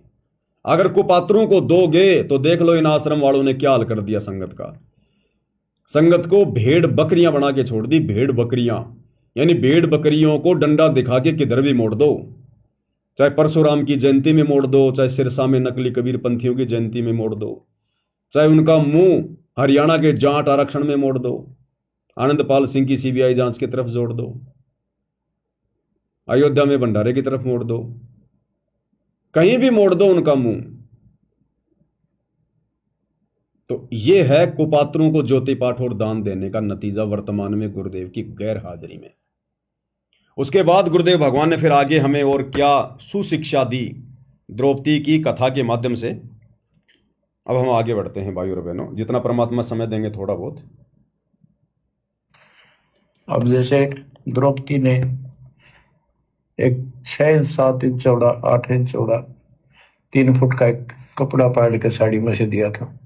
उसने नीच सा दिया था, उसका बिना मेरा था मैं क्यों दे रही हूँ कि इससे मुझे फल मिला है इसलिए दे रही हूँ। वो तो एक अपना धार्मिक और एक अपनी इंसानियत के नाते और साधु देख कर दान किया। जब धनी का काम पड़ा, जब उसको नंगा करने लगे, वहां था धनी का काम। कहते गरीब कल्पे कारण कौन है कर सेवा निकाम, और मन इच्छा फल देता जब बड़ा धनी से काम। वह धनी का काम था। खेचत खेचत खेच कसीसा सिर पर बैठे है जगदीशा, द्रौपदा के चीर बढ़ाए संख संख को पार निकले। द्रौपदा को दिने लीर जाके अनंत बढ़ाए चीर। अब क्या बताते हैं, बाद में श्री कृष्ण उसका गुरु थे, वो आए तब द्रौपदी ने उनसे पूछा कि हे गुरुदेव, हे भगवान, ये मेरे ऊपर कैसी कृपा हुई, कौन सा मेरा धर्म कर्म ऐसा था कि मुझे इतना परमात्मा ने ऐसा कुछ कर दिया। तब दिव्य दृष्टि से श्री कृष्ण ने देख कर बताया कि जब तू अपने माँ के घर थी, कंवारी थी, तेने ऐसे से दरिया पर नहाने गई थी। एक साधु दरिया में स्नान कर रहा था, उसकी कॉपी ने कैथी कपड़ा लंगोट वो बह गया था, पानी में शर्म के मारे खड़ा था, और तन्ना अपनी साड़ी मत कपड़े चीर पाड़ कर दिया था। उसके प्रतिफल में परमात्मा ने आपकी इज्जत रखी है। क्या कह रहे हैं गुरुदेव भगवान। वो साड़ी का एक टुकड़ा जो द्रौपदी ने दिया था अंधा महात्मा समझकर, उसके प्रतिफल में, क्योंकि वो साड़ी का टुकड़ा सुपात्र को दिया था, किसी कुपात्र को नहीं दिया, किसी भांग धतूरा सुल्फा पीने वाले साधु संत को नहीं दिया, आन उपासना करवाने वाले नकली बाबा को नहीं दिया। उस संत रूप में सुपात्र कबीर भगवान थे, सतगुरु रामपाल जी थे, और उसके प्रतिफल में परमात्मा ने फिर द्रौपदी का चीर बढ़ाया। दुशासन 10,000 हाथियों जितना बल था, और खैंचत खैंचत खैंच कसीसा, यानी पसीने आ गए उस पहलवान के, लेकिन द्रौपदी को नंगी नहीं कर पाया। अभी भाई और बहनों, कुछ दिनों पहले गुजरात के अहमदाबाद में वो प्लेन हादसा हुआ एयर इंडिया का। एक यात्री को छोड़कर सभी मारे गए। वो एक क्यों बच गया? अब दुनिया के लिए तो वो रहस्य है, दुनिया के लिए तो वो हीरो बन गया कि ये बच गया, बड़ा सौभाग्यशाली, इसकी किस्मत ने जोर दे दिया। वो ये कारण है भाई और बहनों, कोई पिछला दान पुण्य, कोई पिछला कोई भक्ति का अंश उसका शेष है। क्योंकि इस पृथ्वी पर जितनी भी आत्माएं विचरण कर रही हैं, चाहे वो मनुष्य शरीर में हो या 84 लाख योनियों में, सतलोक से आने के बाद हमारे इतने जन्म हो चुके हैं, मनुष्य जन्म, कि किसी न किसी जन्म में आप और हम इस कबीर भगवान सतगुरु रामपाल जी की शरण में आ चुके हैं, किसी भी युग में। क्योंकि खाली खेल खलक में 6 ऋतु 12 मास, ये परमात्मा हर क्षण पृथ्वी पे रहता है, हर क्षण। साहिब से सतगुरु भये, सतगुरु से भये संत, और धर धर वेख विशाल अंग, ये खेल है आदि और अंत। तो वो आत्मा जो भाई उस प्लेन हादसे में जो बच गया, वो किसी न किसी जन्म में, किसी न किसी युग में सतगुरु रामपाल जी परमेश्वर जी की शरण में था, सतभक्ति की हुई है, दान पुण्य का कोई कण शेष था, भक्ति का कोई अंश शेष था। और परमात्मा अपने वायदे का पक्का है कि जो जन मेरी शरण में, ताका हूं मैं दास, और गैल गैल लाग्या फिरूं जब तक धरती आकाश। और उसके प्रतिफल में परमात्मा ने उसको अग्नि से, भयंकर दुर्गति से बचाया उसको। कहते हैं ना गुरुदेव, जहर अग्नि तन निकट ने आवे, दूरी जात रंगावे, वीर बेताल बाण ना लागे, यम के कोट डहावे। सतगुरु का वचन कभी मिथ्या नहीं हो सकता। साधु बोले सह सुभाव, साधु का बोला मिथ्या न जाए। साध वचन पलटे नहीं, चाहे पलट जाए ब्रह्मांड। इसलिए बचा है वो। लेकिन वो कब तक चलेगा? वो भक्ति का अंश, वो दान पुण्य का कण कब तक? जिस दिन समाप्त हो जाएगा। आज तो प्लेन हादसे से बच गया, कल को घर बैठा बैठा मर जाएगा, हार्ट अटैक से मर जाएगा, कोई लड़ाई झगड़े में मर जाएगा, किसी बीमारी से मर जाएगा, और कोई गाड़ी के एक्सीडेंट में मर जाएगा। कब तक बचेगा? अमर थोड़ी हो गया। अगर सतगुरु रामपाल जी भगवान की दोबारा से शरण में नहीं आया और शत भक्ति रूपी चार्जर दोबारा से नहीं लगाया, तो दुर्गति तो होनी है। तो दुनिया की नजरों में तो वो हीरो बन गया, लेकिन आप और हमारी नजरों में तो जीरो है, जीरो। क्योंकि हमें तो हकीकत का पता है ना। और गुरुदेव क्या कह रहे हैं फिर आगे, कि द्रौपदी ने वो साड़ी का एक टुकड़ा, और उसके प्रतिफल में परमात्मा ने उसका चीर बढ़ाया। अब भाई और बहनों, हर सत्संग में परमात्मा सारी बातें खोल खोल कर समय भाव के चलते नहीं बता पाते हैं। जब गुरुदेव इन घटनाओं का जिक्र करते हैं अपने सत्संगों में, कई बार करते हैं, तो परमेश्वर कई प्रकार की शिक्षाएं दे देते हैं, कई प्रकार के शब्द यूज करते हैं। और साध संगति इसी को कहते हैं कि उन सत्संगों के ऊपर चिंतन मनन करके निष्कर्ष निकालें और समझने का प्रयास करें कि गुरुदेव के एक सत्संग में, एक कथा में केवल एक ही प्रकार की शिक्षा नहीं है, सैकड़ों शिक्षाएं एक ही कथा से, सैकड़ों शिक्षाएं। तो गुरुदेव ने अपने एक अन्य सत्संग में हमें क्या बताया, इसी कथा का जिक्र करते हुए, ये 40 सेकंड का सत्संग है, और इसमें गुरुदेव क्या कह रहे हैं ध्यान देना भाई और बहनों। ये वर्तमान जीवन में आप और हमें बहुत काम आएगी ये कथा। और इस कथा पर हमने अमल किया सत्सेवकों ने, तभी आज हम इन कुपात्रों को ज्योति पाठ और दान का पैसा देने से बचे हुए हैं, अपने कर्म फोड़ने से हम बचे हुए हैं। गुरुदेव ने बताया कि वैसे तो द्रौपदी ने 7-8 टुकड़े साड़ी के फाड़ फाड़ के अंधे महात्मा को देने का प्रयास किया था, लेकिन वो पानी में बह गए, अंधे महात्मा के हाथ नहीं लगे। एक साड़ी का टुकड़ा उसने किसी लकड़ी में लपेटकर अंधे महात्मा की तरफ किया। वो एक टुकड़ा साड़ी का अंधे महात्मा के हाथ लगा और उस एक के प्रतिफल में परमात्मा ने उसकी साड़ी बढ़ाई, उसका चीर बढ़ाया। केवल उस एक साड़ी के टुकड़े का परमात्मा ने उसको प्रतिफल दिया।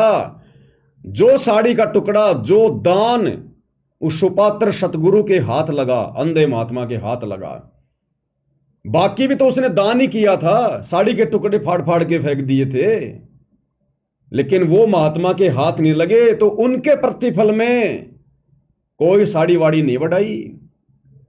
वो बेकार, यूजलेस, निरर्थक वो दान द्रौपदी का बेकार गया। वो एक टुकड़ा उस महात्मा के हाथ लगा। सुनिए पहले गुरुदेव भगवान के मुख कमल से, कितनी गहरी शिक्षा है। क्या कह रहे हैं परमात्मा। एक सेकंड भाई और बहनों, दास वीडियो निकाल रहा है।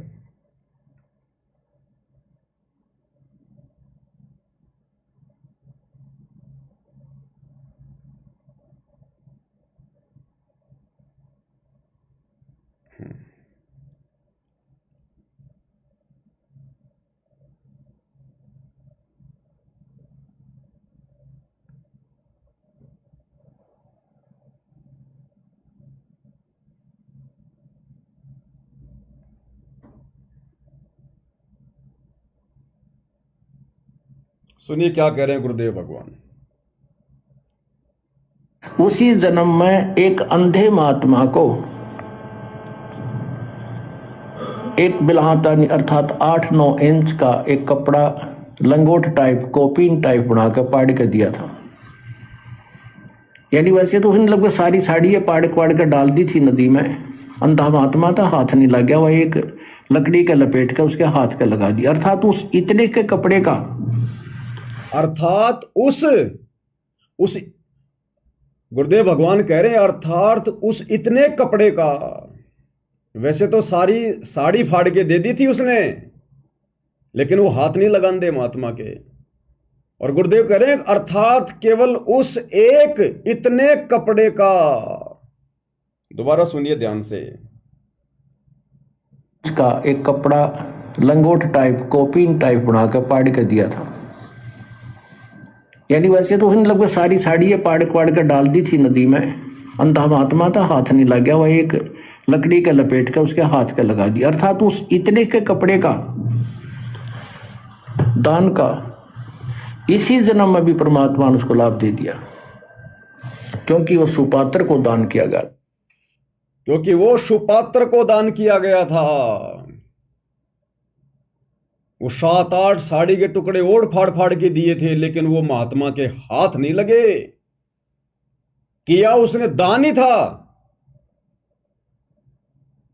अपनी तरफ से उसने फाड़ के डाले थे कि महात्मा के हाथ लग जाए, लेकिन नहीं लगे। ये कथाएं हैं भाई और बहनों, कथाएं। इनमें बहुत गहरी गहरी शिक्षाएं हैं। जिस प्रकार गीता और वेदों के श्लोक सांकेतिक हैं, कोड वर्ड में, गरीबदास जी की वाणियां कोड वर्ड में हैं, उसी प्रकार ये गुरुदेव के सत्संग, ये तो उनसे भी ज्यादा सांकेतिक हैं। अरे वेदों का ज्ञान किसने दिया? कबीर, परमेश्वर, सतगुरु रामपाल जी ने काल के अंतःकरण में ये वेद फीड किए। क्या आज तक कोई समझ पाया? उन्हीं के अलावा लाखों साल से वेद इसी धरती पर हैं। मनु जैसे, व्यास जैसे, पाराशर जैसे, वशिष्ठ जैसे, विश्वामित्र जैसे, मार्कंडे जैसे पसीना निकाल के चले गए। एक श्लोक को भी ढंग से नहीं समझ पाए, एक श्लोक को भी वो अबाई बक्के चले गए, क्योंकि ये कोड वर्ड में सांकेतिक है। जिसने ये वेदों का ज्ञान दिया वही समझा सकता है। तो सोचिए, उस परमेश्वर ने जो वेदों का ज्ञान दिया, जब वो एक जीव नहीं समझ पा रहे, तो वही कबीर भगवान सतगुरु रामपाल जी जब धरती पर प्रकट होकर साक्षात अपने मुख कमल से तत्व ज्ञान युक्त सत्संग कहेंगे, तो वो कैसे इतने आसान होंगे भाई? वो तो वेद और गीता से भी ज्यादा सांकेतिक होंगे। उनकी वाणियां, उनके शब्द, उनकी कथा, उनके प्रवचन। तो गुरुदेव क्या कह रहे हैं कि वैसे तो सारी साड़ी दान कर दी थी, लेकिन उस अंधे महात्मा के केवल एक टुकड़ा हाथ लगा, वो इतनाक है। और वाणी भी क्या कहती है, एक लीर के कारणे मेरे हो गए चीर अपार। जब द्रौपदी को श्री कृष्ण जी के माध्यम से पता चला तो द्रौपदी ने कहा कि एक लीर के कारण, लीर यानी टुकड़ा, एक लीर के कारण मेरे हो गए चीर अपार। और जो मुझे पहले पता होता कि वो महात्मा इतना बड़ा सुपात्र था, इतना महान था, तो द्रौपदी बोली मैं देती सब कुछ वार।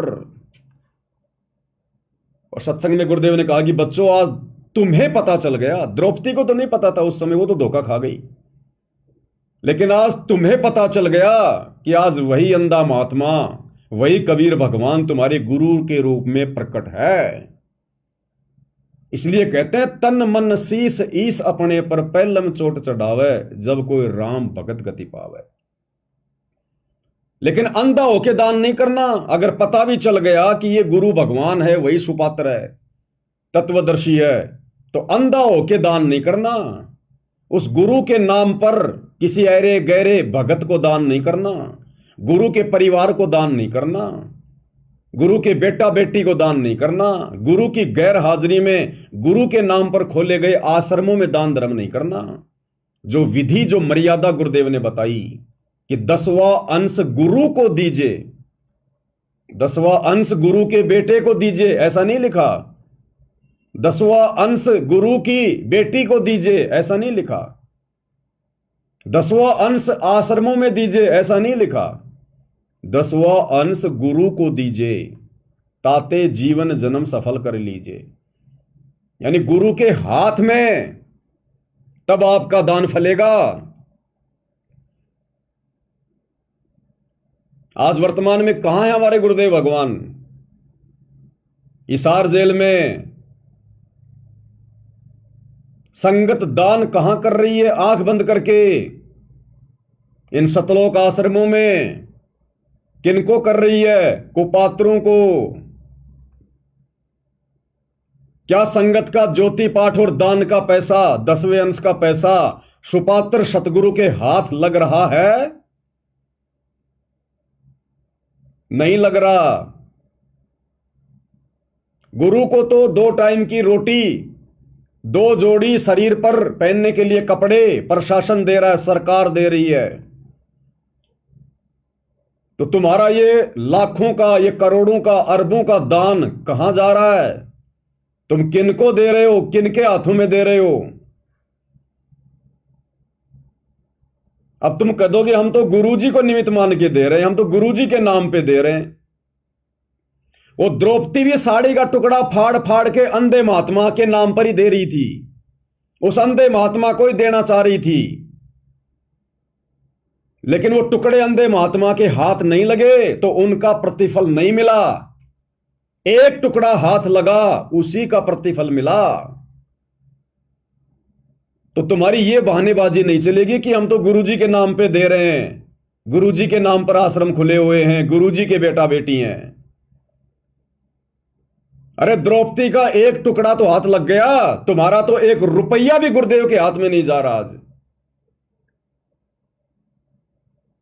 और उल्टा तुम्हारी आंखों के सामने तुम्हारे दान का दुरुपयोग हो रहा है।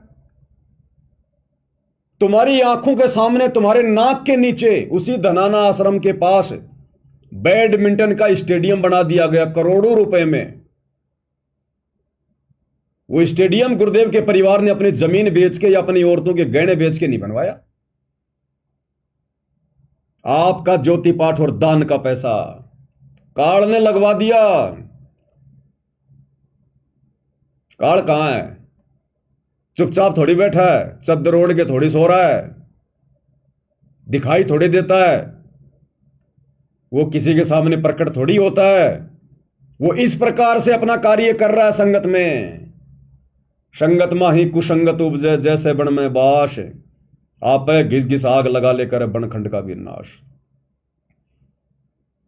तो आज तुम्हारा पैसा तुम्हारे गुरुदेव के हाथ कहां लग रहा है, जो तुम इन आश्रमों में जा जाके दे रहे हो? अरे चलो बेचारे नए भगत भाई बहन, उनको तो नहीं पता सच्चाई का। उन्होंने तो अपने गुरुदेव की संगति नहीं की सतलोक आश्रम बरवाड़ा में। लेकिन जो पुराने भगत भाई बहन है वो क्यों मूर्ख बन रहे हैं? अरे सतलोक आश्रम बरवाड़ा में याद करो, जब आप और हम गुरुदेव भगवान के दर्शनों के लिए जाया करते थे लाइन लगाकर, तो वहां पर आश्रम की दीवारों पर बड़े बड़े पोस्टर, होर्डिंग, और क्या लिखा था? ज्योति और पाठ का पैसा दर्शनों के समय केवल गुरुदेव के हाथ में ही देना है। आश्रम वाले भगत केवल डायरी और पेन लेकर लिखा करते थे कि भगत जी आप ज्योति करवा रहे हो, हां। पाठ करवा रहे हो, हां। आपका नाम क्या है? आप ये कितने पैसे जो है आप दे रहे हो गुरुदेव को? वो भगत केवल लिखा करते थे, लेकिन पैसा दर्शनों के समय गुरुदेव के हाथ में दिया जाता था। गुरुदेव ने स्पेशल आदेश दे रखा था, लिखवा रखा था कि ज्योति और पाठ का पैसा केवल सतगुरुदेव जी के हाथ में ही देना है। क्यों भाई?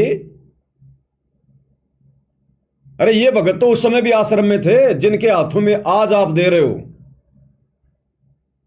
लेकिन ये भगत सुपात्र नहीं थे, और ना आज सुपात्र हैं ये। आज तो और ज्यादा बिगड़ गए।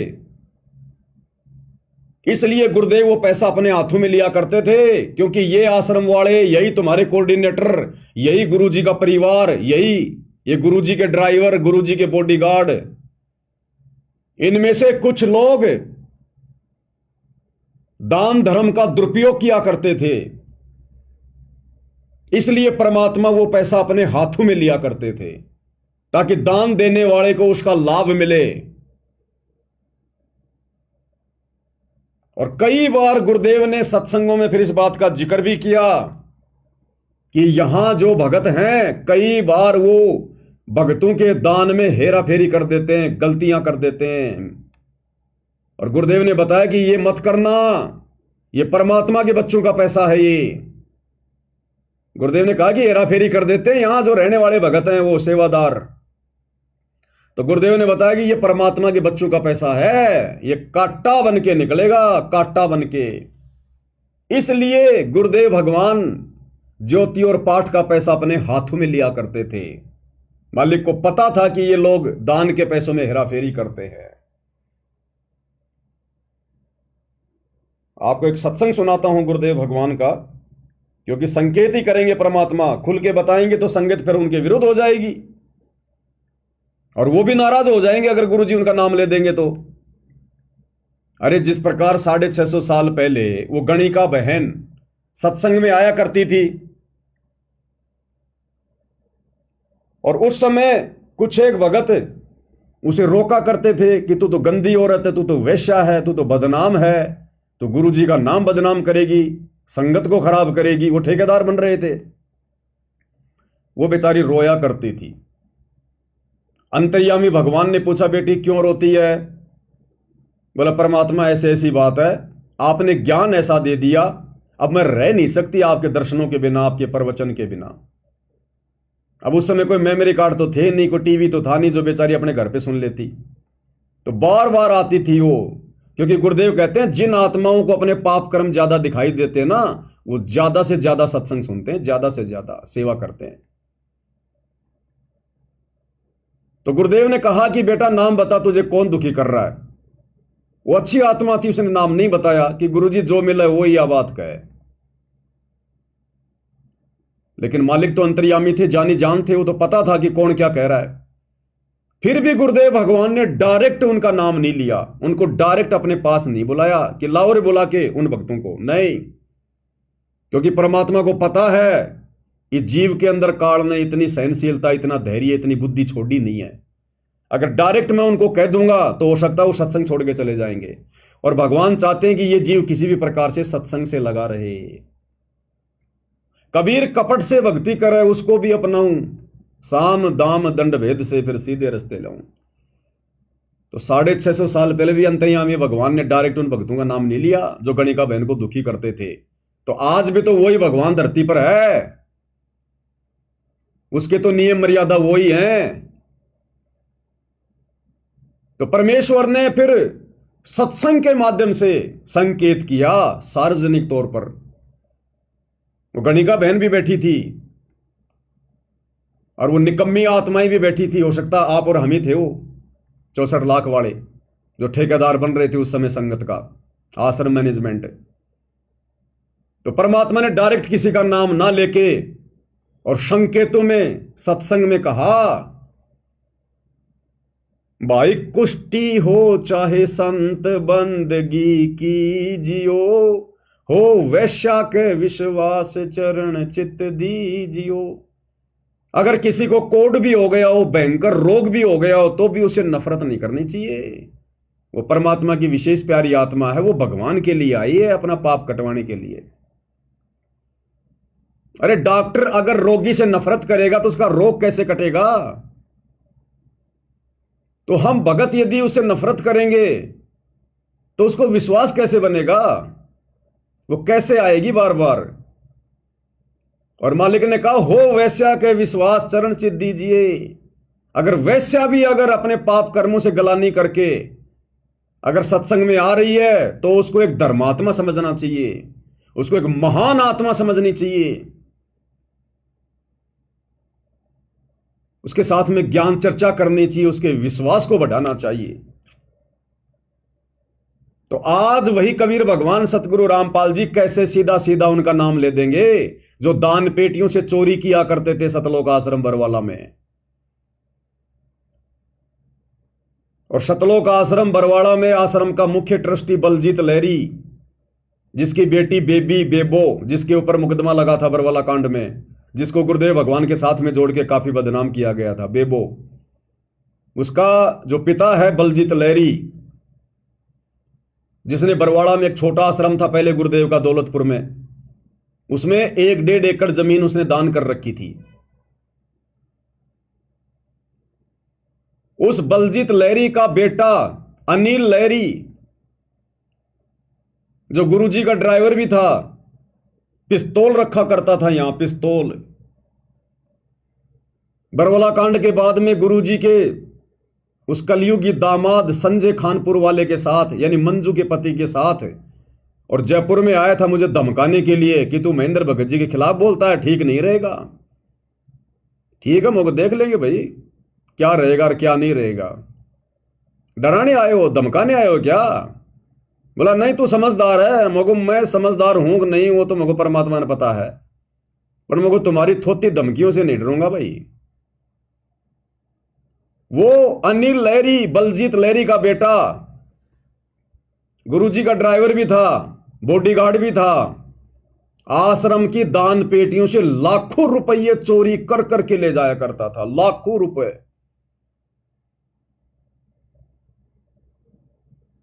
और एक बार वो मेन गेट पर पकड़ा गया, सेवादारों ने पकड़ लिया, पकड़ के उसको गुरुजी के पास लेकर गए, 500 की गड्डियां उसकी जेब से निकाली गई। इस बात का जब पता उसके पिता को चला, अब मालिक तो अंतर्यामी में थे, उनको पता है था कौन कब से चोरी कर रहा है। इस बात का पता जब उसके पिता बलजीत लहरी को चला तो शर्मिंदा होकर गुरुदेव के पास गया, कुछ पैसे लेकर। तो गुरुदेव ने कहा कि ये क्या भाई? बोला जी वो लड़का, उसने थोड़ी गफलत। तो गुरुदेव ने कहा कि ये थोड़े से मुझे क्या दिखा रहा है? लाखों का हिसाब है, लाखों का। ये थोड़े बहुत क्या लेके आया है? लाखों का हिसाब है। और 2014 बरवाला कांड के बाद वो अनिल लहरी आश्रम से भाग निकला, भगोड़ा घोषित, बरवाला कांड में भगोड़ा घोषित, अभी तक नहीं पकड़ा गया, अभी भी उन मुकदमों में भगोड़ा घोषित है। और जब ये पवन दास हिसार जेल में गया तो मुझे उसी का एक यार मिल गया वहां, प्रदीप पूनिया, उसका दारू का ठेका बरवाला में। वो किसी मुकदमे में, लड़ाई मारपीट के मुकदमे में वही था। उसको पता चला कि ये बाबा रामपाल का भगत है, दास वहां ज्ञान चर्चा करता था। वो लोग सुनते तो नहीं थे, लेकिन फिर उसने मुझे बताया कि तू अनिल लहरी को जानता है क्या? मैंने कहा मैं तो बहुत अच्छे से जानता हूं उसको, मेरे घर पे आया हुआ है। बोला बलजीत का लड़का, हाँ मगो बलजीत नाम उसके पिताजी का। बोले उसकी बहन बेबो जिसके ऊपर मुकदमे थे मो कहा। बोला वो आश्रम से लाखों रुपया लेके और सीधा मेरे पास ठेके पे आता था, ठेके पे। और मैं कहता था कहां से ला रहा है आजकल, कहां लॉटरी लग गई। बोले मौज उड़ाए जाओ, यूं ही मौज लिए जाओ। और बोला पता है वर्तमान में कहां वो। मैंने कहा उसके ऊपर तो वो बरवाला कांड के मुकदमे लगे हुए। बोले बरवाला कांड तो छोड़, बरवाला कांड के बाद उसने उसने उसने गांजे का कारोबार शुरू कर दिया, नशे का गांजा। और बोला 10 क्विंटल गांजे में, 10 क्विंटल गांजे के साथ में पकड़ा गया था, लेकिन वो तो भाग निकला और वो 10 क्विंटल गांजा पकड़ा गया। अब बोला वो एनडीपीएस के मुकदमे में है, एनडीपीएस के मुकदमे में। तो ये हैं गुरुदेव भगवान के परम भक्त, ये हैं वो पवन पुत्र हनुमान, जिनके ऊपर आज ये संगत आंख बंद करके विश्वास कर रही है। इन सब की एक ही राम कहानी है। वो तो एक का मुकदमा उजागर हो गया, बाकी बैकग्राउंड में सारे ऐसे ही है। इसलिए गुरुदेव भगवान ने सतलोक आश्रम बरवाड़ा में उस अंतर्यामी ने इनके कुकर्मों को देखकर, क्योंकि शिकायतें तो गुरुजी के पास जाती थी ना, अब गुरुजी संगत को कैसे बताए कि ये कैसे निकम्मे हैं, क्या कर रहे हैं यहां पर, मैं इनसे कितना दुखी हूं। ये चीचड़ है, चीचड़, जो गुरुदेव भगवान का खून पीती थी। जैसे चीचड़ होते हैं ना, वो कलील बोलते हैं उनको, चीचड़ होते हैं जो पशु के थन के लग के उसका खून पीते हैं। तो गुरुदेव ने एक बार जिक्र किया हुआ है कि बच्चों जो मेरे साथ में रहते हैं, जो मेरे पास में रहते हैं, जिनको तुम ये परम भगत मान रहे हो, ये तो चीचड़ हैं, ये तो मेरा खून पीते हैं। और सैकड़ों हजारों किलोमीटर से तुम आत्माएं जो समागम में आती हो, तुम मेरा दूध पीती हो, दूध, सत्संग रूपी दूध। और ये जो मेरे पास में रहते हैं चीचड़ है, मेरा खून पीते हैं ये। तो जो चीचड़ होता है, जो कलील होता है, वो उसी थन के लगा होता है, बिल्कुल चिपक के परमानेंट, लेकिन वो दूध नहीं पी सकता, वो खून पीता है। और बाहर का आदमी आके, वो घरवाला तुरंत दूध निकाल के लेके जाएगा। तो गुरुदेव भगवान ने फिर सत्संग में जिक्र किया। अब सीधा सीधा थोड़ी कहेंगे मालिक, नाम लेके थोड़ी कहेंगे। इसलिए गुरुदेव भगवान ने फिर जिक्र किया अपने एक सत्संग में। और क्या कह रहे हैं, परमात्मा का विधान है। क्या कह रहे हैं? क्योंकि परमात्मा का विधान है, कहते हैं आप 1 रुपया दान करोगे, 1000 देता दाता आपको। जो दान आप यहाँ करते हो वो आपका नहीं, वो तो भगवान का हो गया, आपका नहीं रहा। उसके बदले में आपको तो 1000 मालिक ने उसी समय लिख दिया आपके अकाउंट में, लेकिन वो अकाउंट आपको दिखता कोई।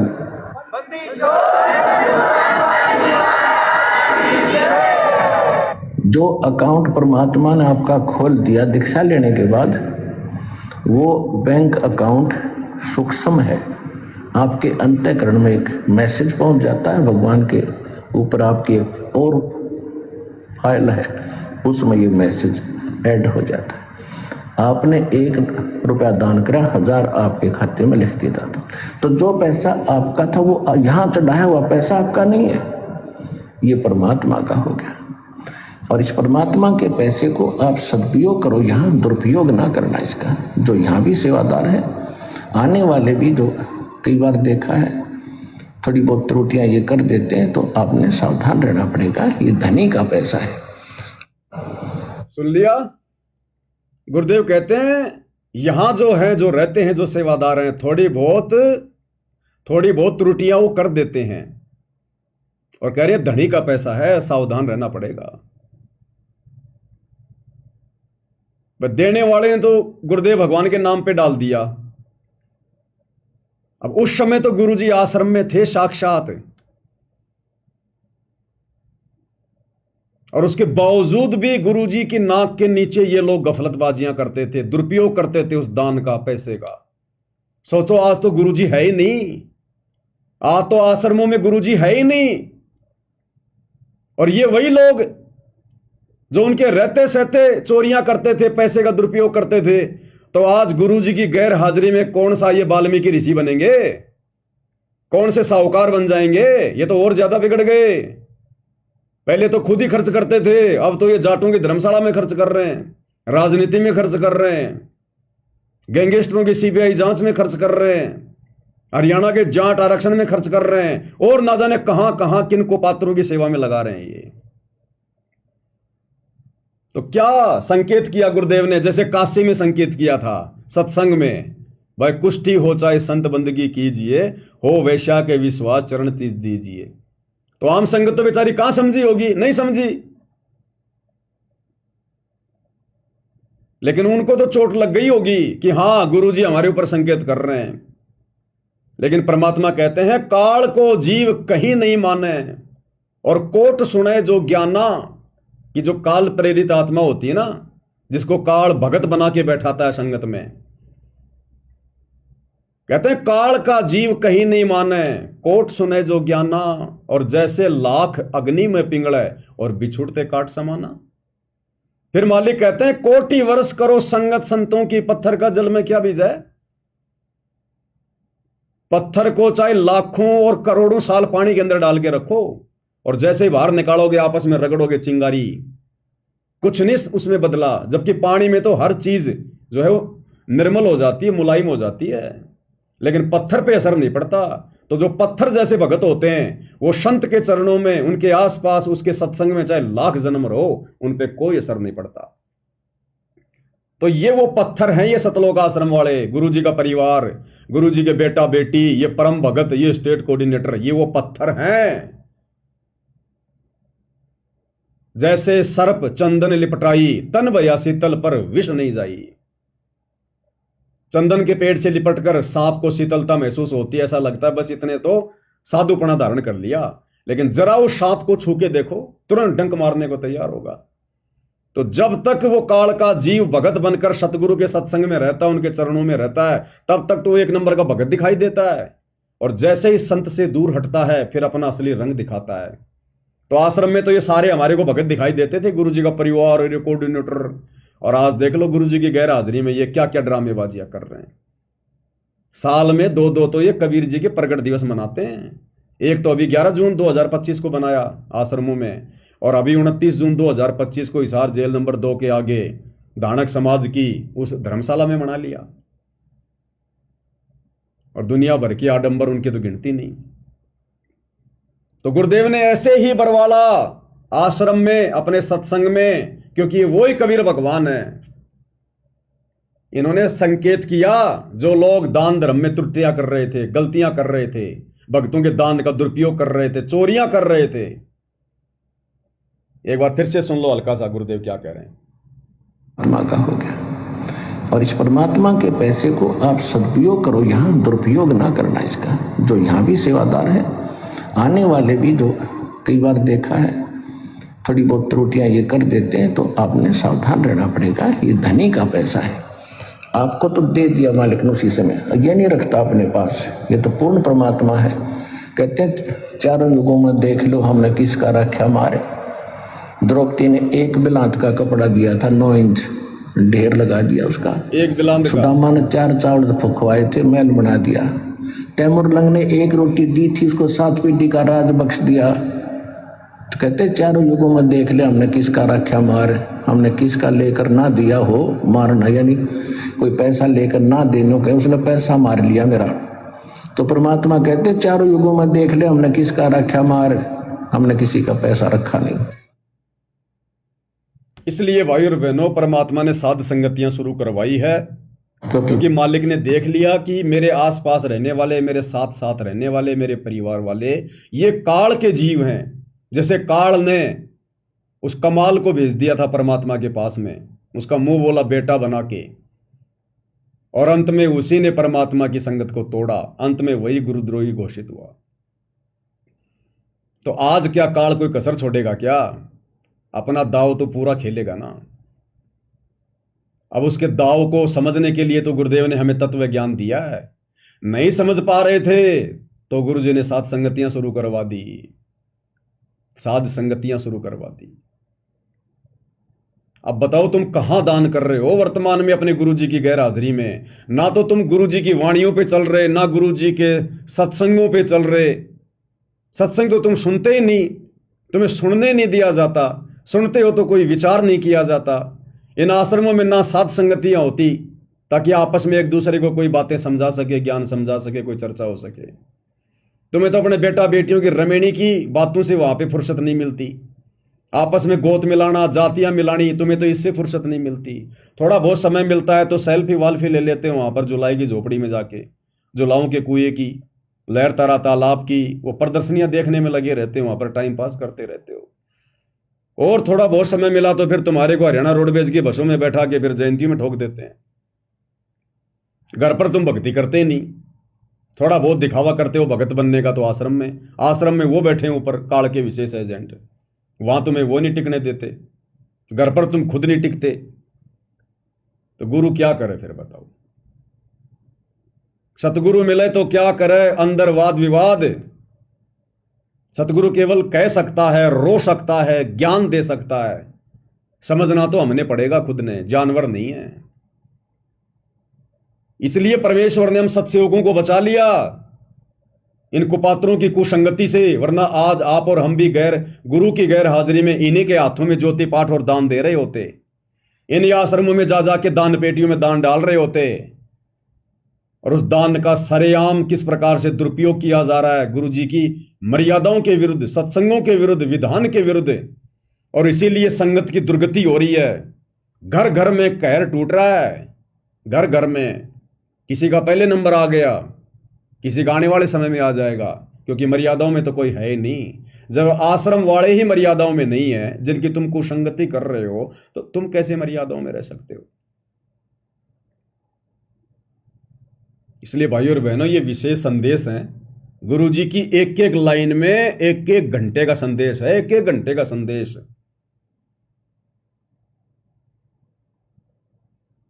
सुन लिए नामदान सेंटर पे जाके सुबह 4 बजे, हाँ आ गया, बहुत अच्छा बहुत अच्छा। सात संगति की वीडियो देखो तब पता चलेगा क्या अच्छा है इनके अंदर। ये मनोरंजन के लिए, गुरुदेव कहते हैं कि मनोरंजन के लिए नहीं सुना रहा है कथा में, टाइम पास के लिए नहीं सुना रहा। गुरुदेव कहते हैं जैसे दूध में जामन लगा के फिर दही को मथा जाता है तब घी निकलता है। सत्संग सुनने से बात नहीं बनेगी, सुनने के बाद में चिंतन मनन करना पड़ेगा, उन पे मंथन करना पड़ेगा, डिस्कस करना पड़ेगा, रगड़ा मारना पड़ेगा। जैसे मेहंदी के पत्ते हाथ में लेके रगड़ा मारना पड़ता है। मेहंदी के पत्तों का रंग होता है हरा, और जब रगड़ा मारोगे तो कैसा होगा? लाल। तो सत्संग सुनने मात्र से भला नहीं होगा, रगड़ा मारना पड़ेगा, दिमाग पे जोर डालना पड़ेगा। और ये जोर डलेगा साध संगतियों से, वैसे नहीं डलेगा। तब जाके इस काल के भयंकर जाल से आप और हम बच सकते हैं। नहीं तो हो गया गुरु जी का मिशन तो पूरा, हम भक्तों के भरोसे तो हो गया परमात्मा का मिशन पूरा। अगर ये भगवान साध संगतियां ना शुरू करवाता तो हो गया गुरु जी का मिशन तो पूरा। कहां लेके जा रहे हैं मैनेजमेंट वाले देख लो, ये तो नीलकंठ की तरफ ले जा रहे हैं, नीलकंठ की तरफ, पहाड़ों में। और गुरु जी लेके जाना चाह रहे हैं ऊपर। तो इनके भरोसे नहीं चल रहा परमात्मा का मिशन, इन लोगों के सहारे नहीं चल रहा। ये तो परमात्मा ने अपना विशेष आशीर्वाद देकर आप और हम 2 कोटि के जीवों को निमित्त बनाया, सत्सेवकों को। यहां से आत्माएं तैयार हो रही हैं। इसलिए दास बारंबार कहता है कि ये साध संगति सतलोक के लिए ट्रेनिंग सेंटर है, ट्रेनिंग सेंटर। अपनी मान बढ़ाई, अपने अहंकार को त्याग कर, अपने आप को 2 कोटि का भगत समझकर। अरे जिस प्रकार से आप और हम स्कूल में जाते थे और टीचर किसी एक लड़के को उस क्लास में मॉनिटर बना देता था, मॉनिटर। अब उस मॉनिटर की बातें माननी पड़ती थी। जब वो आता था वो टीचर, उस मॉनिटर से पूछा करता था कि हां किसने क्या क्या किया, और वो मॉनिटर अगर किसी का नाम ले दे तो उसके डंडे पड़ते ही पड़ते थे। वो मॉनिटर के ऊपर वो टीचर इतना विश्वास करता था क्योंकि वो सोच समझ के खड़ा करता था। सैकड़ों बच्चों में से किसी एक को मॉनिटर बनाना आंख बंद के थोड़ी किया करता था। उस बच्चे को हर प्रकार से देखकर कि ये पढ़ाई में भी होशियार है, ये शरीर में भी उनसे तगड़ा है, और ये मेरी आज्ञा का पालन भी करेगा, इसके विचार भी ठीक हैं। उस लड़के को वो मॉनिटर बनाया करता था और टीचर आते ही पूछता था, हाँ भाई बता किसने शरारत करी। और वो मॉनिटर अगर किसी शरीफ का भी नाम ले देना कि साहब ये शरारत कर रहा था, तो वो टीचर उसको पीटता ही पीटता था, 2-4 डंडे तो मारता ही मारता था, क्योंकि वो मॉनिटर पे विश्वास करता था वो टीचर। इसी प्रकार भाई और बहनों, इस कुत्ते को परमात्मा ने छोटा सा मॉनिटर बना रखा है। अब मेरा काम तुम लोगों की कोई पिटाई करवाना नहीं है, कहीं सोचो भाई गुरु जी के आने के बाद कहीं पवन दास कर दे मामला खराब। तुम जो मर्जी करो, मैं शिकायत करने वाला मॉनिटर नहीं हूं भाई। ये आध्यात्मिक क्लास है। वो टीचर तो डंडे ही मारता था, तो क्या गुरु जी ने हमें कभी डंडे मारे क्या? तो इसी प्रकार ये मॉनिटर भी तुम्हारी कोई शिकायत नहीं करेगा, क्योंकि वो टीचर तो अंतर्यामी नहीं था, लेकिन ये वाला टीचर तो अंतर्यामी है। इसको बताने की जरूरत नहीं है।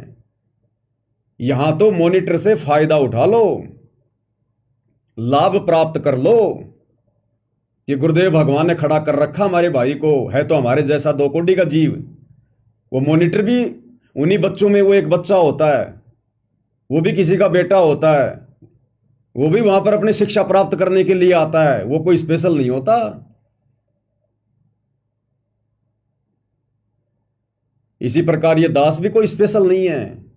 आप ही में से 2 कोटि का जीव हूं, लेकिन भगवान ने सेवा दे रखी है, इसमें मेरा कोई श्रेय नहीं है। वो टीचर भी खुद ही मॉनिटर बनाया करता था, किसी के चापलूसी करने से नहीं बनाता था। तो गुरुदेव ने अपनी मर्जी से खड़ा किया, अपनी प्रेरणा से खड़ा किया। भाई ये तो मालिक है, जब ये अपना आशीर्वाद देकर झोटे से वेद मंत्र बुलवा सकता है, तो आप और हम तो फिर भी इंसान हैं। इसलिए भाई और बहनों, साध संगति से जुड़कर, और फिर ये ना देखो, फिर मन में कोई दोष ना पाड़ो किसी भी प्रकार का, नहीं तो बाद में फिर बहुत ज्यादा पछताना होगा। फिर ये आगे नहीं चलेगी। फिर ये बकवाद, ये राग द्वेष मान बढ़ाई ईर्ष्या मन के दोष, ये आगे नहीं चलेंगे। फिर कोई नहीं सुनेगा हमारी। जो लाभ उठाना है वो उठा लो। अरे रिश्तेदार आते हैं, उनसे 1-2 घंटे बात नहीं करते क्या वो लोग? कोई अड़ोसी पड़ोसी आ जाए, उससे बैठ के कोई चर्चा नहीं होती क्या? तो मैं तो तुम्हारा गुरु भाई हूं, चर्चा करूंगा तो अच्छी करूंगा। और रिश्तेदार तो फिर भी फालतू की बातें करेंगे। मैं तो कोई परमात्मा की चर्चा करूंगा, तो मेरे से चर्चा करने में तुम्हें दिक्कत क्यों, नफरत क्यों?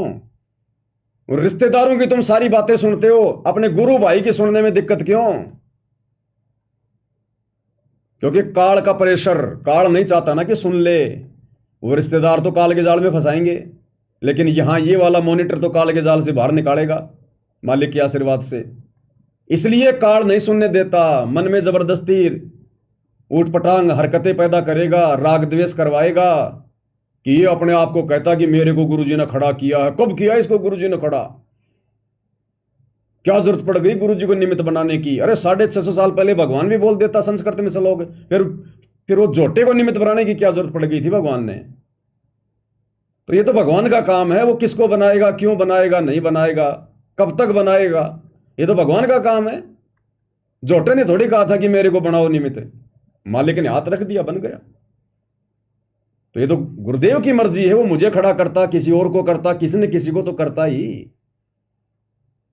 लेकिन काल भी तो पूरी कोशिश करेगा ना कि ये इसकी बातें ना सुने, मन में दोष पैदा कर लें। कईयों के तो मन में ये आ जाता कि यार ये अपने आप में ज्यादा शाना बन रहा है कि बस मेरे को ही ज्ञान है। मैंने तो कभी कही नहीं है बात कि मेरे को ही ज्ञान है। हर बात बात पे वीडियो यही बनाता है, पुस्तकों पे भी वीडियो यही बना रहा है। यही हो गया कि अपने आप में कुछ ज्यादा। अरे मैं तो कुछ नहीं हूं मेरे भाई। मैं तो कितनी बार कहता हूं कि 2 कोटि का जीव हूं। मेरे बाप दादा 1 नंबर के दारूबाज थे, आज भी उनका नाम है। ऐसे शराबियों के घर में परमात्मा ने मुझे पैदा किया। सत्संग के कोई आसपास भी नहीं था, और ना मुझे पता था गुरु जी की शरण में आने से पहले कि कोई सत्संग भी होता है, कोई मोक्ष भी होता है, या कोई गुरु भी बनाना पड़ता है। आप जैसा ही 2 कोटि का जीव हूं, भगवान ने आशीर्वाद दे दिया। मुझे नहीं खड़ा करते तो आपको खड़ा करते, और आपके साथ भी फिर ऐसे खचातानी होती। तो ये सोचकर कि भैया अगर कुछ अच्छी बातें बता रहा है भगवान के बारे में, अगर तो ले लो, क्या दिक्कत है उसमें। लेकिन ये काल राग द्वेष करवाएगा, छोटी छोटी बातों पे मन मुटाव करवाएगा, तो ये उसका सूक्ष्म जाल है। अब अगर गुरुजी ने खड़ा किया है तो भाई देखो, कितना ही राग द्वेष कर लो, कितना ही कुछ कर लो, जब तक गुरुजी ने खड़ा किया है उतने समय तक तो भाई देखो कुछ कोई बिगाड़ नहीं सकता। इसलिए भाई और बहनों, इस काल के इस सूक्ष्म जाल को भी समझो। मेरे से द्वेष मत करो, मेरी शकल से, मेरी सूरत से राग द्वेष मत करो, मुझे उस दृष्टि से मत देखो, क्योंकि भगवान जिसको खड़ा कर देता है ना, उसके साथ वैर करना भी फिर मुसीबत का काम हो जाता है। अगर तुम्हें नहीं समझ में आ रहा है, ये पवन दास की बातें समझ में नहीं आ रही है, तो क्यों सुनते हो भाई? मत सुनो मेरे वीडियो, मत देखो। मैं जबरदस्ती तो तुम्हें सुनाता नहीं, मत देखो लाइव। अब तुम देखे बिना रह भी नहीं सकते, क्योंकि आत्मा भी तो है अंदर तुम्हारे। मन तो बकवाद करता है, लेकिन आत्मा तो चाहती है ना कि देख। तुम देखे बिना रह भी नहीं सकते और फिर बकवाद किए बिना भी नहीं रह सकते। इसका मतलब अभी मन हावी है तुम्हारे ऊपर, अभी आत्मा बेचारी अभी कमजोर है। आत्मा को आत्मा की खुराक खिलाओ ज्यादा। अरे मेरे से क्या नफरत करोगे? मैंने भी सतलोक जाना, गुरुजी आने के बाद मैं भी चुपचाप बैठ जाऊंगा। मैंने भी मेरी भक्ति करनी है। मैंने क्या करना है? मैंने कोई राष्ट्रपति बनना नहीं, प्रधानमंत्री बनना नहीं, मैंने कोई गुरु बनना नहीं, ये ज्ञान बांटकर मैंने कोई तत्वज्ञानी बनना नहीं। मैं भी अपनी भक्ति करके इस काललोक से अपना पीछा छुटवाऊंगा। ये थोड़े समय का खेल है, मालिक ने दया बख्शी है।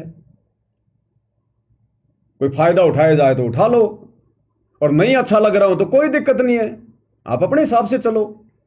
कोई जबरदस्ती का काम थोड़ी है फिर। लेकिन ये काल फिर जबरदस्ती करके कर्म फुड़वाता है। इसलिए भाई और बहनों, थोड़ा विचार करो इन बातों पे। ये बहुत परमात्मा की एक विशेष रजा और मेहर है वर्तमान में आप और हमारे ऊपर, जो हम साथ संगति से जुड़े हुए हैं। अब इस गंदे लोक में तो भगवान साक्षात सतलोक से चलकर ज्ञान दे रहा है। 20 साल 30 साल हो गई जब उनको नहीं छोड़ा भगवान, उसने काल ने, उनके साथ भी लोगों को धक्कम पेली में रखा, उनके साथ भी लोगों ने वाद विवाद किया, तर्क वितर्क किया, फालतू का बुरा भला कहा, और आज किस हाल में कहां बैठे हुए हैं। तो फिर आप और हमारे जैसे 2 कोटि के जीवों को कैसे कौन बख्शेगा? काल कैसे शांति से आगे बढ़ने देगा? तो जिनके समझ में आ गया वो तो भैया नीचे गर्दन करके, और मेरी उन तमाम बातों को जो गुरुदेव भगवान सत्प्रेरणा करके बुलवाते हैं और जो गुरु जी के ज्ञान आधार से हैं, भैया सुन लो, सुनने में कोई दिक्कत नहीं है। सात संगति है, भगवान की चर्चा है, इसको गुरु महिमा कहते हैं। ये सतगुरु महिमा है। जितना सुनेंगे उतना ही हमारा भला है, उतना ही हमारा फायदा है। यहां कुछ मिलेगा आपको, नीचे गिराने वाली बातें नहीं मिलेंगी, यहां ऊपर आत्मा को ऊपर उठाने वाली बातें मिलेंगी। और बाद में फिर रोओगे, पछताओगे, कोई लेना देना नहीं है। मैं तो कुछ नहीं कहूंगा गुरुदेव को, लेकिन वो तो अंतर्यामी है, उनके कंप्यूटर में तो रोजाना सबका फैक्स जा रहा है, उसी हिसाब से फिर नंबर मिलेंगे। गुरुजी भी नहीं कहेंगे कुछ कि तूने गलती करी, तूने करी। ये पंचायत लेके नहीं बैठेगा भगवान अब आने के बाद। अरे ये सिरदर्दी तो आश्रम वाले रखते थे गुरुजी के 24 घंटे। गुरुजी उसकी शिकायत, उसकी एंट्री, उसकी नो एंट्री। अब भी क्या आगे गुरुदेव भगवान इसी प्रकार से पंचायतें लेके बैठेंगे क्या? तो परमात्मा कुछ नहीं कहेगा भाई। सतलोक में कितनों ने हाथ खड़ा किया था, लंबी लंबी लाइनें, सबके अलग अलग नाम, सबके अलग अलग कोडवर्ड। परमात्मा ने क्या कहा कि बच्चों, जिन जिन ने हाथ खड़े कर दिए ना, सबके नंबर मेरे कंप्यूटर में आ गए। अब मैं अपने हिसाब से भेजूंगा। तो ना तो पवन दास कुछ कहेगा किसी के बारे में, ना तो मैनेजमेंट के बारे में कि गुरुजी इन्होंने ये कर दिया, वो कर दिया। मैं गधा हूं, मैं मूर्ख हूं जो संतर्यामी भगवान को बताऊंगा जो उन्हें मालूम नहीं होगा। और ना भाई वो भगवान किसी के आगे अपना रोजना रोएगा कि तुमने ये क्या किया, वो क्या किया। वो तो भैया उसके कंप्यूटर में आ गया। जो जैसा कर रहा है उसके कंप्यूटर में रोज एक फैक्स आ रहा है, रोज। जैसे गुरुजी कहते ना कि तुमने यहां जो दान कर दिया, अब वो तुम्हारा नहीं रहा, वो तुम्हारे अंतःकरण में फैक्स हो जाएगा, मैसेज चला जाएगा। जैसे हम लोग बैंक में पैसा जमा कराते हैं, तुरंत हमारे पास में मैसेज आ जाता है बैंक से कि आपके इतने पैसे जमा हो गए। उस भगवान के द्वारा दी गई विज्ञान जब इतना सब कुछ कर रही है, तुरंत आपको मैसेज भेज रही है। तो हम सारा जीवन में क्या कुबद कर रहे हैं, क्या कर रहे हैं, क्या हमारी सोच है, क्या उस भगवान के कंप्यूटर में नहीं जा रहा? क्या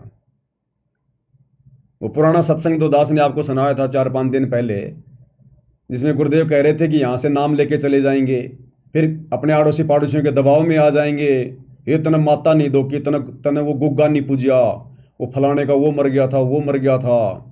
वो दबाव में आकर वो माता धोख लेती हैं और क्या सोचती हैं, महाराज जी ने के बेरा पाटेगा, गुरु जी ने के बेरा पाटेगा। माता भी धोख लेती हूँ। तो गुरु जी क्या बोले कि महाराज जी ने तुम्हारे अंतःकरण में एक सॉफ्टवेयर फिट कर रखा है। महाराज जी के पास तो रोज तुम्हारा फैक्स आ जाता है कि तुमने क्या क्या मर्यादा तोड़ी। तो वही तो महाराज है। तो सतगुरु रामपाल जी को तो भाई बताने की जरूरत नहीं है, वो तो एक लीला करते हैं पूछने की, बताने की, बेटा कहां से है, तेरा क्या नाम है, लीला करते हैं मालिक। तो भाई और बहनों समझो अपने परमात्मा को, ये खाली एक गुरु नहीं है, खाली एक संत नहीं है।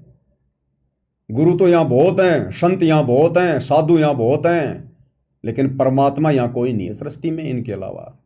ये परमेश्वर है, पूर्ण ब्रह्म परमात्मा है, असंख्य ब्रह्मांडों का राजा है, जिसकी भनक भी नहीं या किसी को भनक भी। और आप और हमारे ऊपर कैसी रजा करी गुरुदेव ने, हमारा ज्ञान योग खोला, हमें सद्बुद्धि दी। ये विशेष आशीर्वाद है गुरु जी का। आप और हमारी दिव्य दृष्टि खोली है गुरुदेव ने, हमारा ज्ञान योग खोला है। हम आम भक्तों की श्रेणी में नहीं है जो राजनीति में धक्के खा रहे हैं, रैलियों में धक्के खा रहे हैं। आज वो गुरु और परमात्मा को अलग अलग मान रहे हैं। वो वीडियो नहीं देखा वो 3D वाला, 29 जून को इन्होंने निकाला था। संत और परमात्मा का अद्भुत मिलन, 2 कर दिए ना, संत और परमात्मा का अद्भुत मिलन। और गुरु जी कहते हैं गुरु और गोविंद 2 नहीं भाई, जब तक 2 समझोगे 2 जग में जाई। इस विषय पर थोड़ा खुल के चर्चा हम कल रात्रि 9 बजे परमात्मा समा देंगे, अगर परमात्मा समय देंगे तो उस समय हम करेंगे। देखो भाई और बहनों, दास की बस की बात नहीं होती है।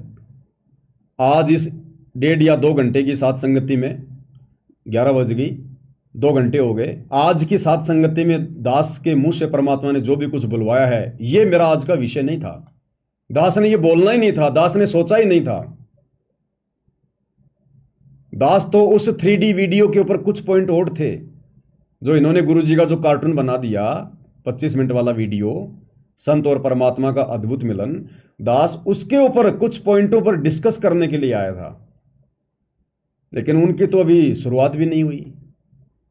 तो लाइव में बैठने के बाद में भाई और बहनों, फिर पवन दास की बस की बात नहीं है कि परमात्मा क्या बुलवाएगा, फिर उस मालिक के ऊपर है। तो कल रात्रि 9 बजे गुरुदेव के आशीर्वाद से फिर से लाइव जुड़ेंगे। तब तक गुरुदेव भगवान हम सबको आशीर्वाद दे, आज्ञा दे, सद्बुद्धि दे, और इसी प्रकार से परमेश्वर हमें अपने सत मिशन से जोड़ कर रखे। बंदी छोड़ सतगुरु रामपाल जी परमेश्वर जी की जय हो।